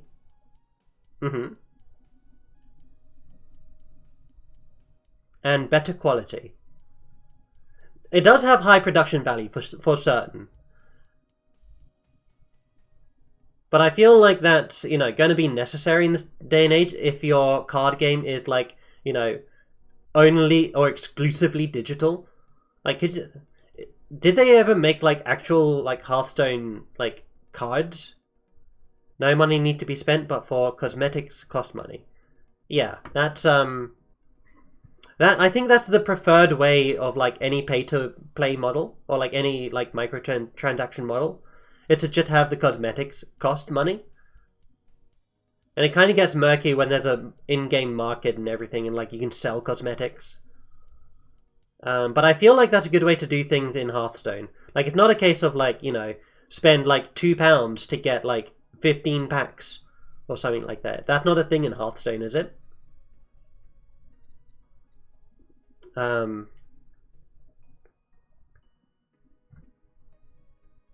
Yeah, competitive decks for sure.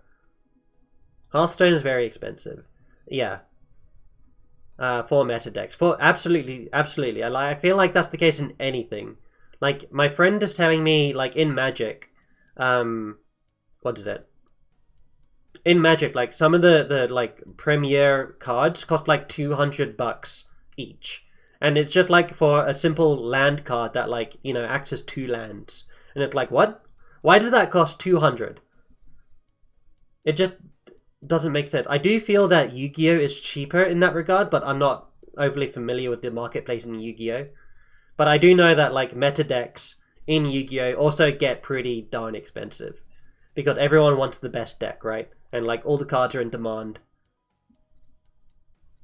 But honestly, like I feel like I think I'm going to get in trouble for saying this, but I feel like meta is overrated. It's nice to know like what the meta is for sure, to see like what the top strategies are in the game, and like helps you to tell you about like the usefulness of like certain things in the game. Like you won't see a meta. Well, we've had meta ritual decks in Yu-Gi-Oh. We've had like the Necros, and we've had there was something else that was ritual in meta, wasn't there? I know it was Necros. I don't think Gishki were ever meta. Yu-Gi-Oh is expensive. Yeah. But again, that's more meta stuff though, right? I don't feel like the non-meta stuff is all that expensive. Although that can also be applied to like Hearthstone and... Oh, sorry, not Hearthstone, for any card game.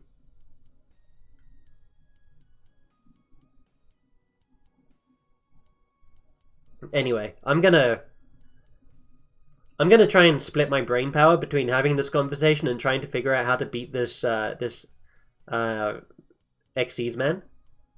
People bought Electromite even though he's banned recently. Gishki hasn't. People are still buying Electromite even though he's banned? Weird. Okay, I think... What are we getting? We have... I feel like I want red-eyed dice. Red-eyed dice is more important. There was a thing with Gishki though. Heroes aren't meta, but Evil Hero Malicious Bane costs too much. Okay, I know what... Wait, Malicious Bane? That's not a Destiny hero card. There must be a hero monster that I don't even know. Oh, Evil Hero. Wait. I think... I don't know Malicious Bane. You're attacking me directly. That's... Okay, yeah, this thing is summoning. Everything will turn into defense mode. You have 1800 defense now? Okay, we can beat over you, which is good. Oh, dude, we go into sword. Do we have another sword? We have 2 swords. Okay, we have another sword in here. If we go into sword, we can, like, crush everything. You're a level 5. You're level 4. Okay, dude. We summon red-eyed dice. We don't use this effect. And then we go into sword. And then sword is the winner. Izzy Kirin, you are a genius. You are correct when you said that sword is the victor.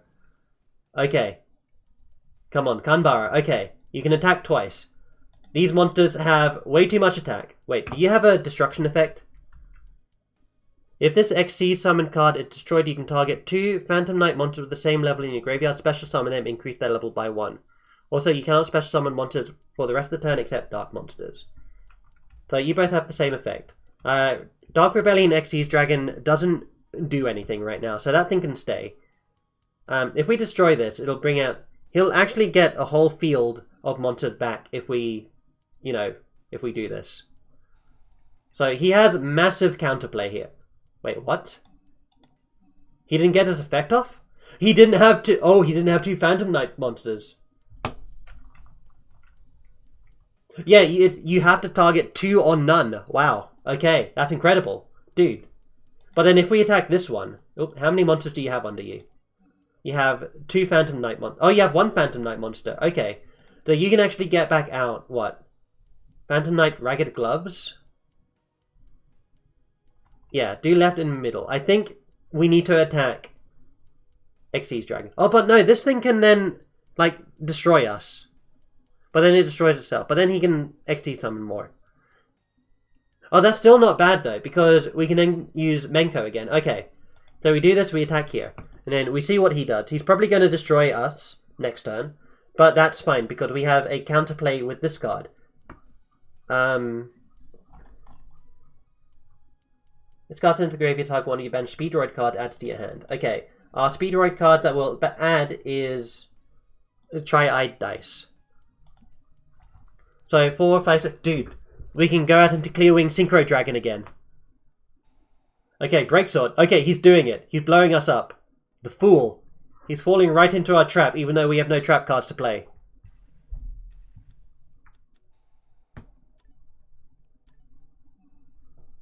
Yes, I would like to use High Speedroid's effect. Give me back this 3-eyed dice. Chain Carter effect? No, not yet. Okay, if he attacks us, then, he's an idiot. He's an idiot. If he doesn't attack us, then we win. It can still only activate MST. Okay, you're going into a rank... What is this, a rank 4? Okay, you're going back into Dark Rebellion Xyz Dragon. We get to see this amazing animation again. Oh, yeah. Its mouth is a little strange, but overall the dragon is amazing. No, not yet. Yeah, I don't mind you getting another 3,000... Another 1,000 attack. That's fine. Hey, listen, its mouth is just weird, okay? Dude, you are so outclassed. Okay, we activate Menko. Everyone on your side of the field now changed to the defense mode, and I get to special summon my monster. Yeah, another one. But dude, I'll let you in on the secret. We also have another one. Oh wait, what are you doing? Oh, you're halving the attack, I see. Not a problem.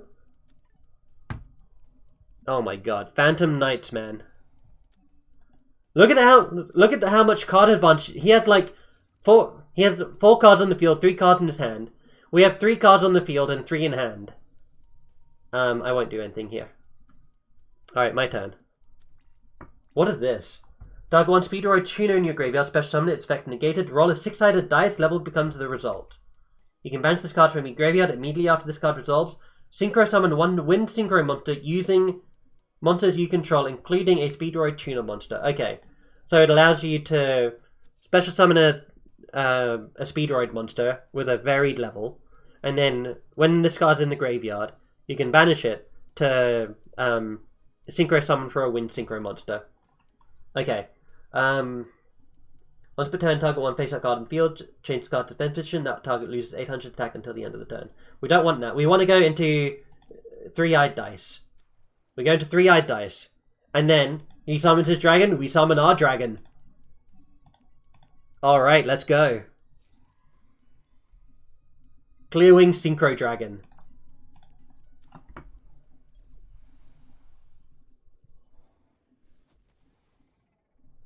Dude, why does the main character get like the worst dragon? Like the worst looking dragon. Everyone else gets like fantastic dragons. I'm pretty sure Starving Venom Fusion Dragon also gets an animation, but we'll see. Okay, and yeah. I don't know why I'm so excited. I feel like we're actually pulling this off. Okay, please tell me you have... Hold on, I want to check his graveyard. How many Xyz Rebellion Dragons do you have in here? You have 1, 2... Oh, you only have 2. You can summon another one. Oh, no. But wait, no, that's good. That's good for us. Good, our monster will negate the targeted... Oh, he said a card! We can MST it. I'll get wrecked, son. You think you can use spell and trap cards against me? I don't think so. What was that? Phantom Knight Wings? Oh, it's got a Graveyard Banish effect, though. Okay, whatever. That's fine. If only we can get back out Sword. If we can get the Sword back out, we'd be in great shape. But we have all 3 swords in the graveyard. We have, we've not even used High Speedroid Puzzle.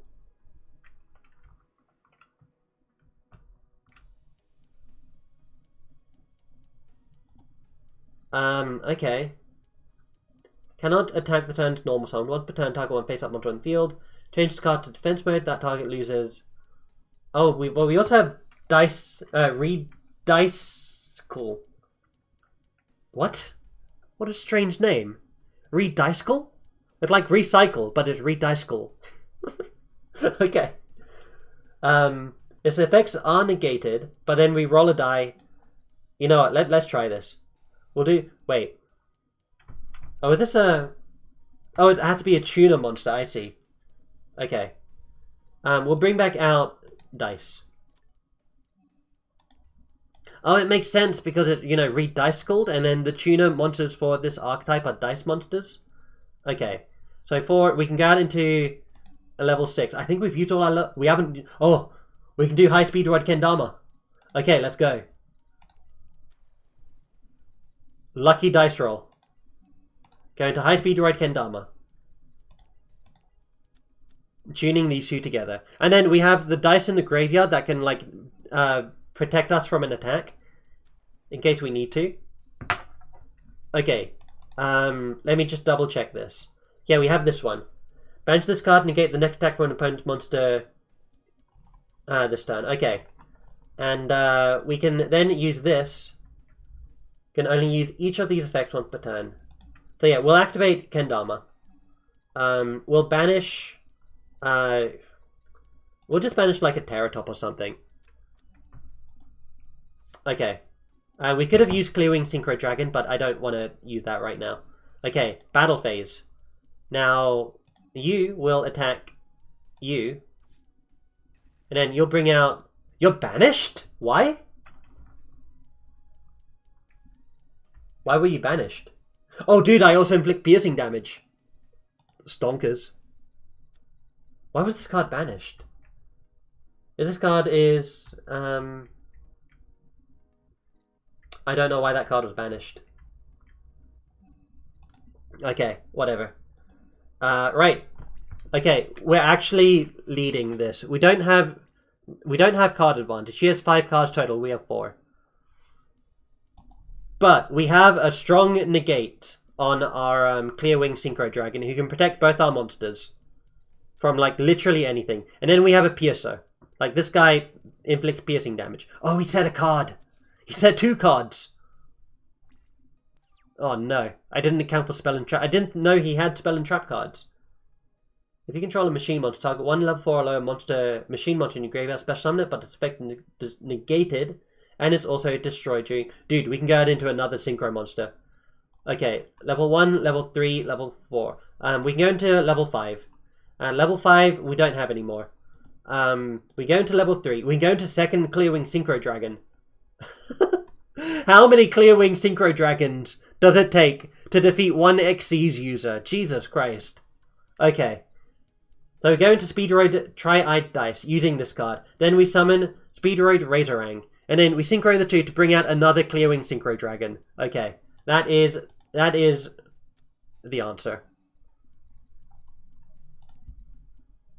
Yes. Okay. Tri-Eyed Dice. Let's go.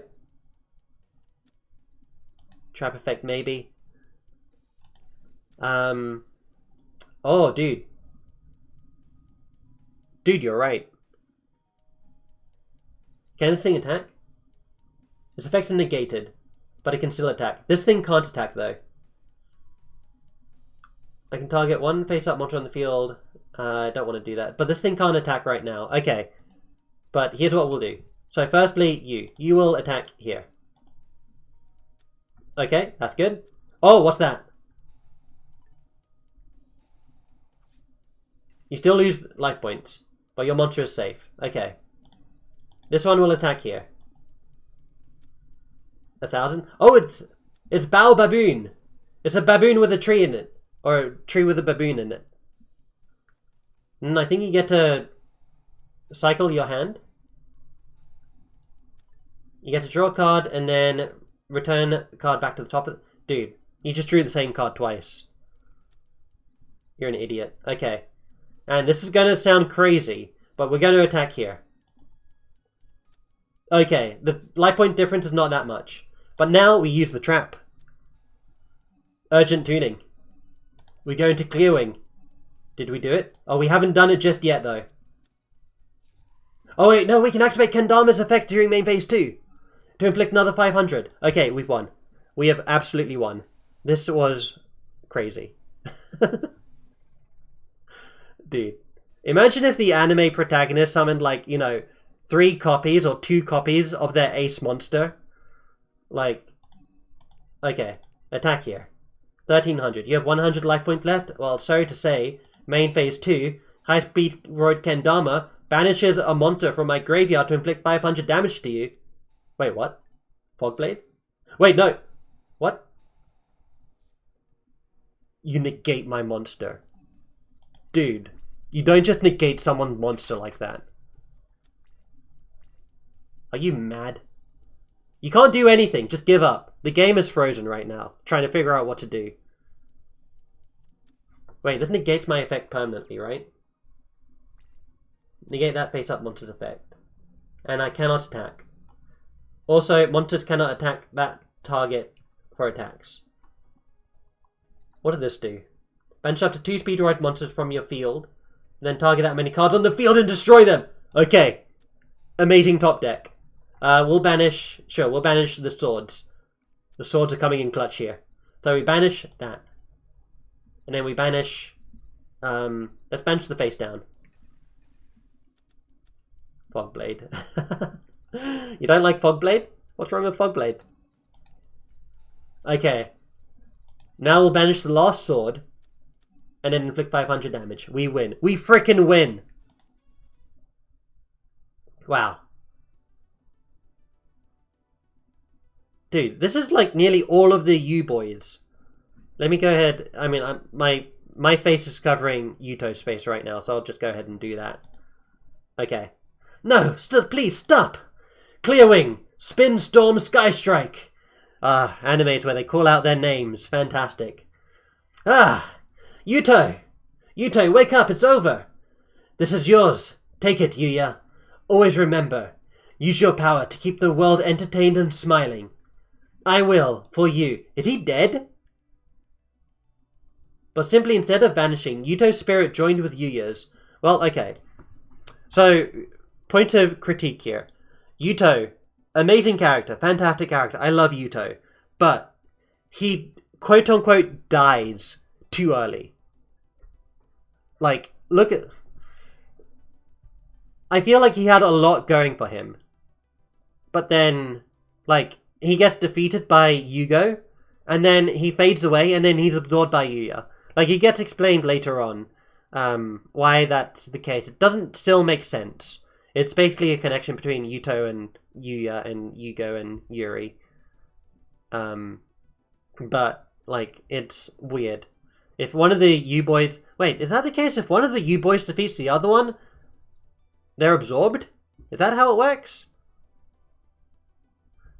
I think that's how it works. Okay, anyway. But, yeah, Yuto's effectively dead at this point. He doesn't get his own body, and he never gets his own body back again, which is, like, extremely upsetting. Like, I want Yuto and everyone to get their bodies back at the end of this game. But they don't. A game? At the end of the story. But they don't. And it's so sad. And, like, I feel real bad for Shay. I'm just going to say I feel real bad for Shay Obsidian. Back at Duel Academy in the Fusion Dimension. Leo Akaba, the professor. Dude, look at this guy and tell me he's not evil. After examining the memories of our young spy, Sora Purse, we discovered some very interesting information. I know everything that happens in Arc 5, more or less. I know the overarching story and, like, the conclusion, all that kind of stuff. Looked like he's had a bad lobotomy. Yeah, it absolutely does look like he's had a bad lobotomy. Like, I don't even know if he can see out of that thing up there. The cursor is a bit... Yeah. I don't even know, like, what... I don't think does this ever get explained? The fourth piece I have been searching for. Her name is Zuzu Boyle. Find her and bring her here, Yuri.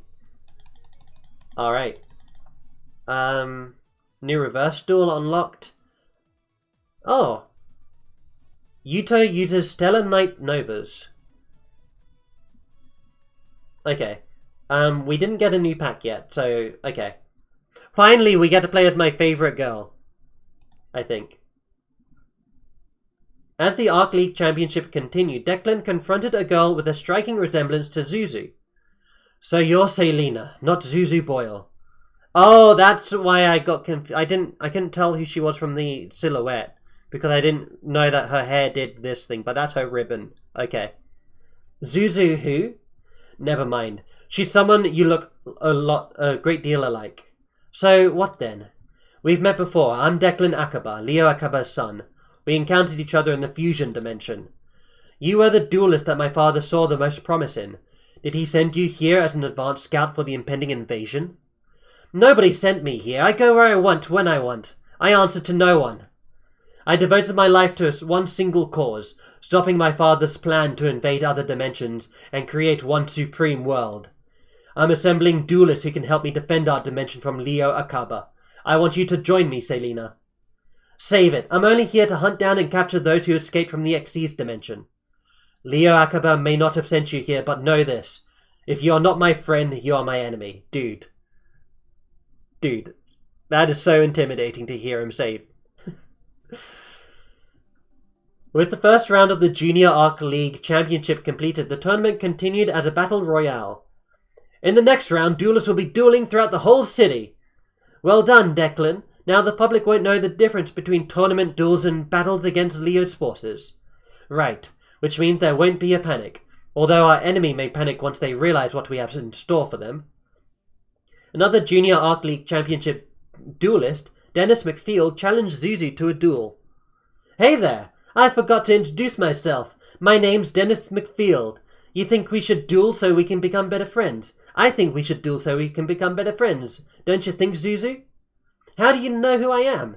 My passionate dream is to become a great duel-tainer someday. I'm familiar with the Yusho Duel School and its enchanting entertainer.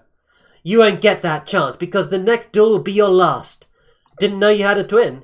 She does look just like me. You must be Lulu. I'm Zuzu. I don't care who you are. I have business with this Xyz fugitive.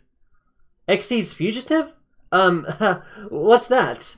Don't play dumb, I'm taking you down. This girl's clearly all mixed up about me. However, a duel-tainer always accepts a challenge to keep the crowd entertained. Dude, fuck this guy. This guy, like, he knows stuff. Fuck him. He's bad. I don't like him. But we finally get to play as Selena, my favorite character. Alright, let's go. I'm sure she'd had duels in the anime before this one. Like, this wasn't her first duel. Okay, she has a Jami trio? What? Oh, I guess it makes sense with, some of the... Yeah, I guess that makes sense with some of the cards she has. Okay. We set a Geometrio. Right, now I don't know what any of these Lunar Lights do. None of these are in Duel Links yet. So, Kaleido Chick is a, I remember this. She searches for Polly. And then she has the cost thing that we mentioned earlier. Once per turn, send Lunalight monster from your deck or extra deck to the graveyard. The name of this face-up card on the field can be treated as sent monsters. If this card is used as fusion material this turn, if this card is sent to the graveyard by a card effect, target one Polly. Okay, so what fusion monster do we have? Do we have Cat Dancer? We have Cat Dancer. Okay. So. Oh, dude! We can trigger their graveyard effects with Graceful Charity! Dude, we get Polymerization. Okay. What's your graveyard effect? If this card on the field is destroyed by... Okay, you don't have a graveyard effect.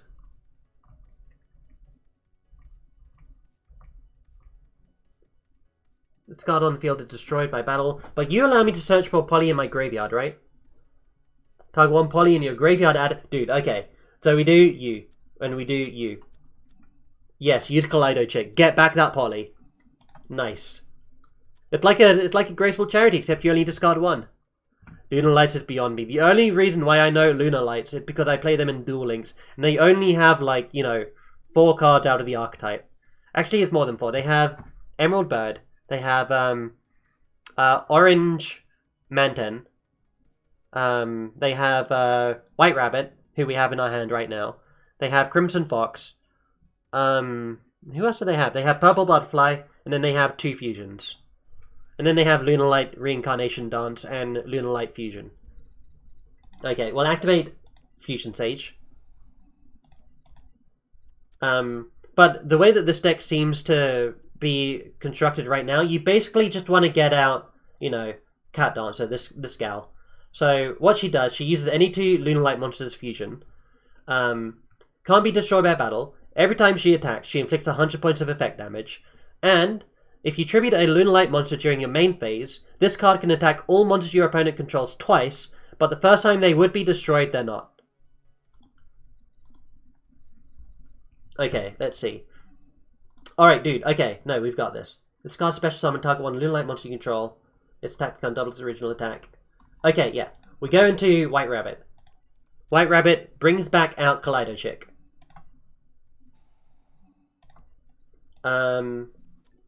Yeah, Kaleido Chick comes in here. Send one Lunar Light monster from your deck or extra deck to the graveyard. Name of this card. So the main thing that I want to see what Lunar Light monsters we do have. Okay, Black Sheep. Okay, I think we want to set... We don't have Emerald Butterfly. Oh, but we have...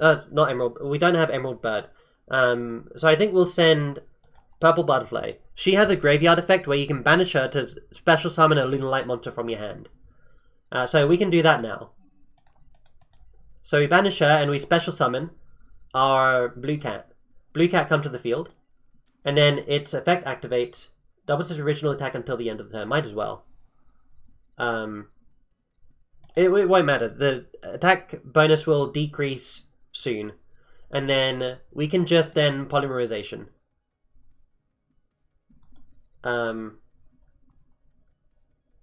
It's card sent to the graveyard by card effect.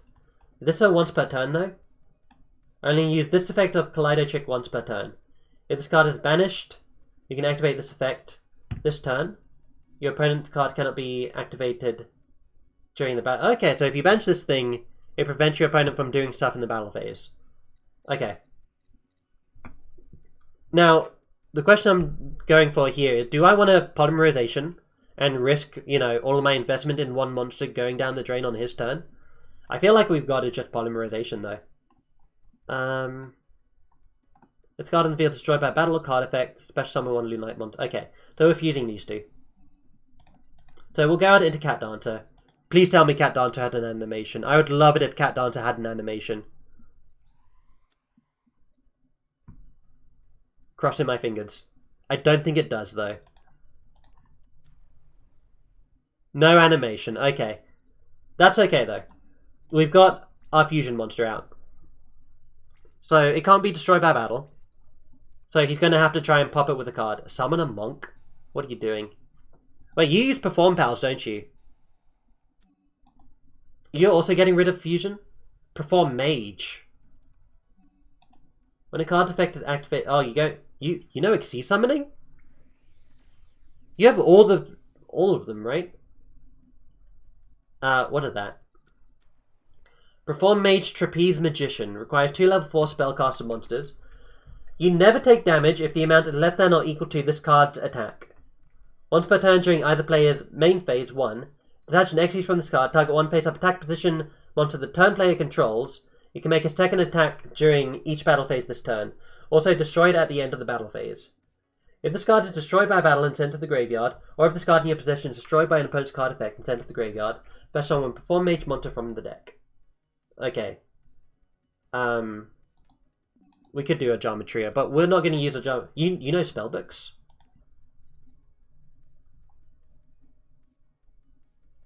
Each time destroyed, you can add one spell. Oh no, that sounds terrible.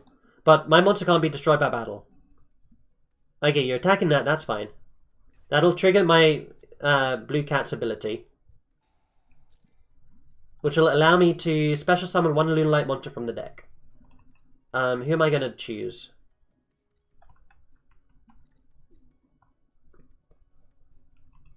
I think I want to choose Kaleido Chick. No.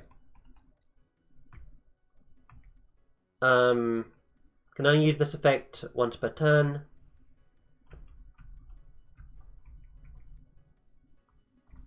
Okay, no, but this second effect isn't once per turn. So we'll go out into this and we'll bring this into defense mode. So if he attacks this one again, then, you know. So he had another Spellbook of Power, that's okay. Yep, activate this effect. Until the end of the turn, okay. Opponent's about to end his or her turn, that's fine. We need to try and change... Oh, man. When a monster declares an attack, target one face-up monster on the field, it gains 1,000 attack until the end of the battle phase. Okay, so we'll set this. Got a special summon, target one Lunalight monster you control. If this card on the field destroyed by battle or card effect, special summon Lunalight monster from... Okay, no. We need to use Lunalight Cat Dancer. And then it will... Oh no, that won't work. Okay. It might work. Wait, but this thing prevents all damage. Yeah, okay. So that's not gonna quite work just yet. I'm gonna go ahead and set this monster, and then I'll change Lunalight Cat Dancer to defense mode. Because it can't be destroyed by battle. I want to see what he does first. Usually in dueling, so I'd be like, okay, reduce his attack to 0 and attack with Cat Dancer twice. But that doesn't work here because he has 8,000. We have 8,000 life points now. 2 more monsters on the field, special summon this card. Okay, we're activating a Geometria now. This is going to block his field. He can't use these things for a tribute summon. But he could use them for an Exceed summon. Spellbook of Power, yeah, not going to help you, my friend. Trapeze Magician on there, okay, sure. Not going to help you. Alright, you're attacking me. I can activate Ego Boost. No, I don't want to do that. Spellbook of Power. I'll use Blue Cat's ability. And Blue Cat will search out something else. I'm not sure what I'm going to search out. Let's search out for Purple Butterfly. Purple Butterfly gets special summoned. Is he going to attack Purple Butterfly or Blue Cat? I mean, I guess he can attack both. Dude, you're going to run out of Spellbook of Powers to add to your hand. No, that's fine. Okay, and then Blue Cat's effect activates, and I'll use it to bring out another Purple Butterfly. Okay. So Purple Butterfly has another effect where I can send it... Oh, attacking with it. That's fine, that's fine. Yeah. Purple Butterfly has another effect where all face-up monsters on the field are changed to attack position and their battle positions cannot be changed. Nice. That's fantastic. Pretty good for us. Okay, we'll change you to attack mode. Can you be destroyed by battle? You can't be destroyed by battle. Oh, you can be destroyed by battle. But if this card is destroyed by battle, if this card is destroyed by battle, sent to the graveyard, or if this card in possession is destroyed by an opponent's card effect, you can special summon one Perform Mage monster from the deck. Okay. Oh, I see the combo. Okay, I see the combo. So we use final attack orders with a Drama Trio. They all turn to attack mode. We use Lunalight Cat Dancer's effect, tribute any Lunalight monster, and then we attack, 2, 4, 6, 8, 10, 12. Boom. OTK.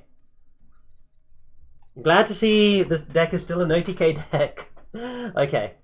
The problem is we now need a Lunalight monster on the field, other than Cat Dancer, and we don't have any for next turn. We need this to activate next turn. OTK, oh yes. I need to use Purple Butterfly's effect. We'll use that, increase this monster's attack by 1,000, and then we'll go ahead and... Uh-oh. You're actually going to blow my monster up, I see. What? When a card effect that will inflict damage, you can discard the card and negate the application. And if you do destroy that card... That's not good. Then you have Mirror Force? Dude, you didn't need to activate Mirror Force. Okay. We're in a bad spot. We are in a very bad spot. We're a fusion deck and we only have polymerization in our hand. We can't fuse with just one card.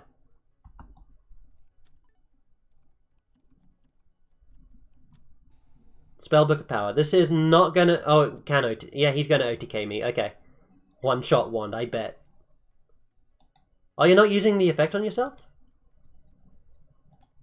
Okay. Sure. Main phase 2, end phase. About to end your turn? Nah, that's fine. My turn. Allure of Darkness. Let's risk it. We're gonna set this first. We're gonna risk Allure of Darkness.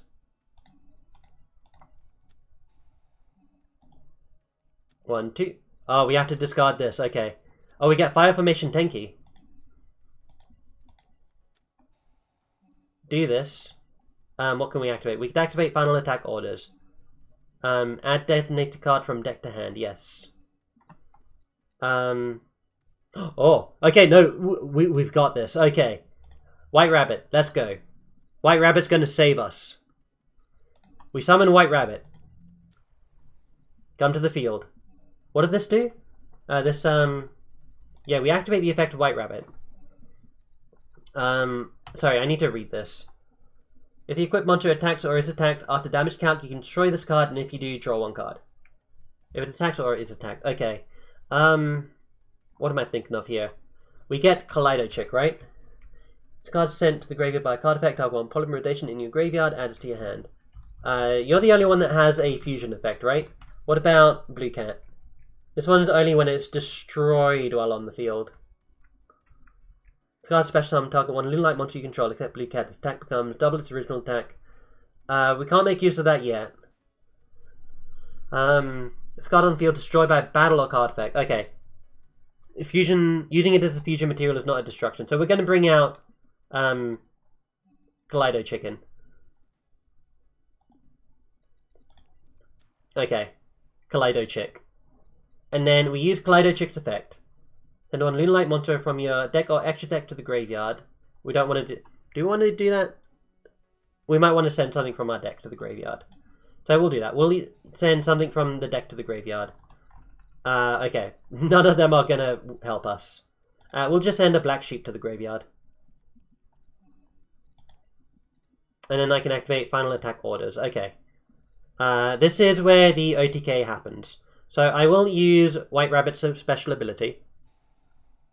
And then we'll send that to the hand. And then we'll go ahead and we'll fusion summon. Oh, dude. Actually, no. We don't win just yet. We don't have another monster.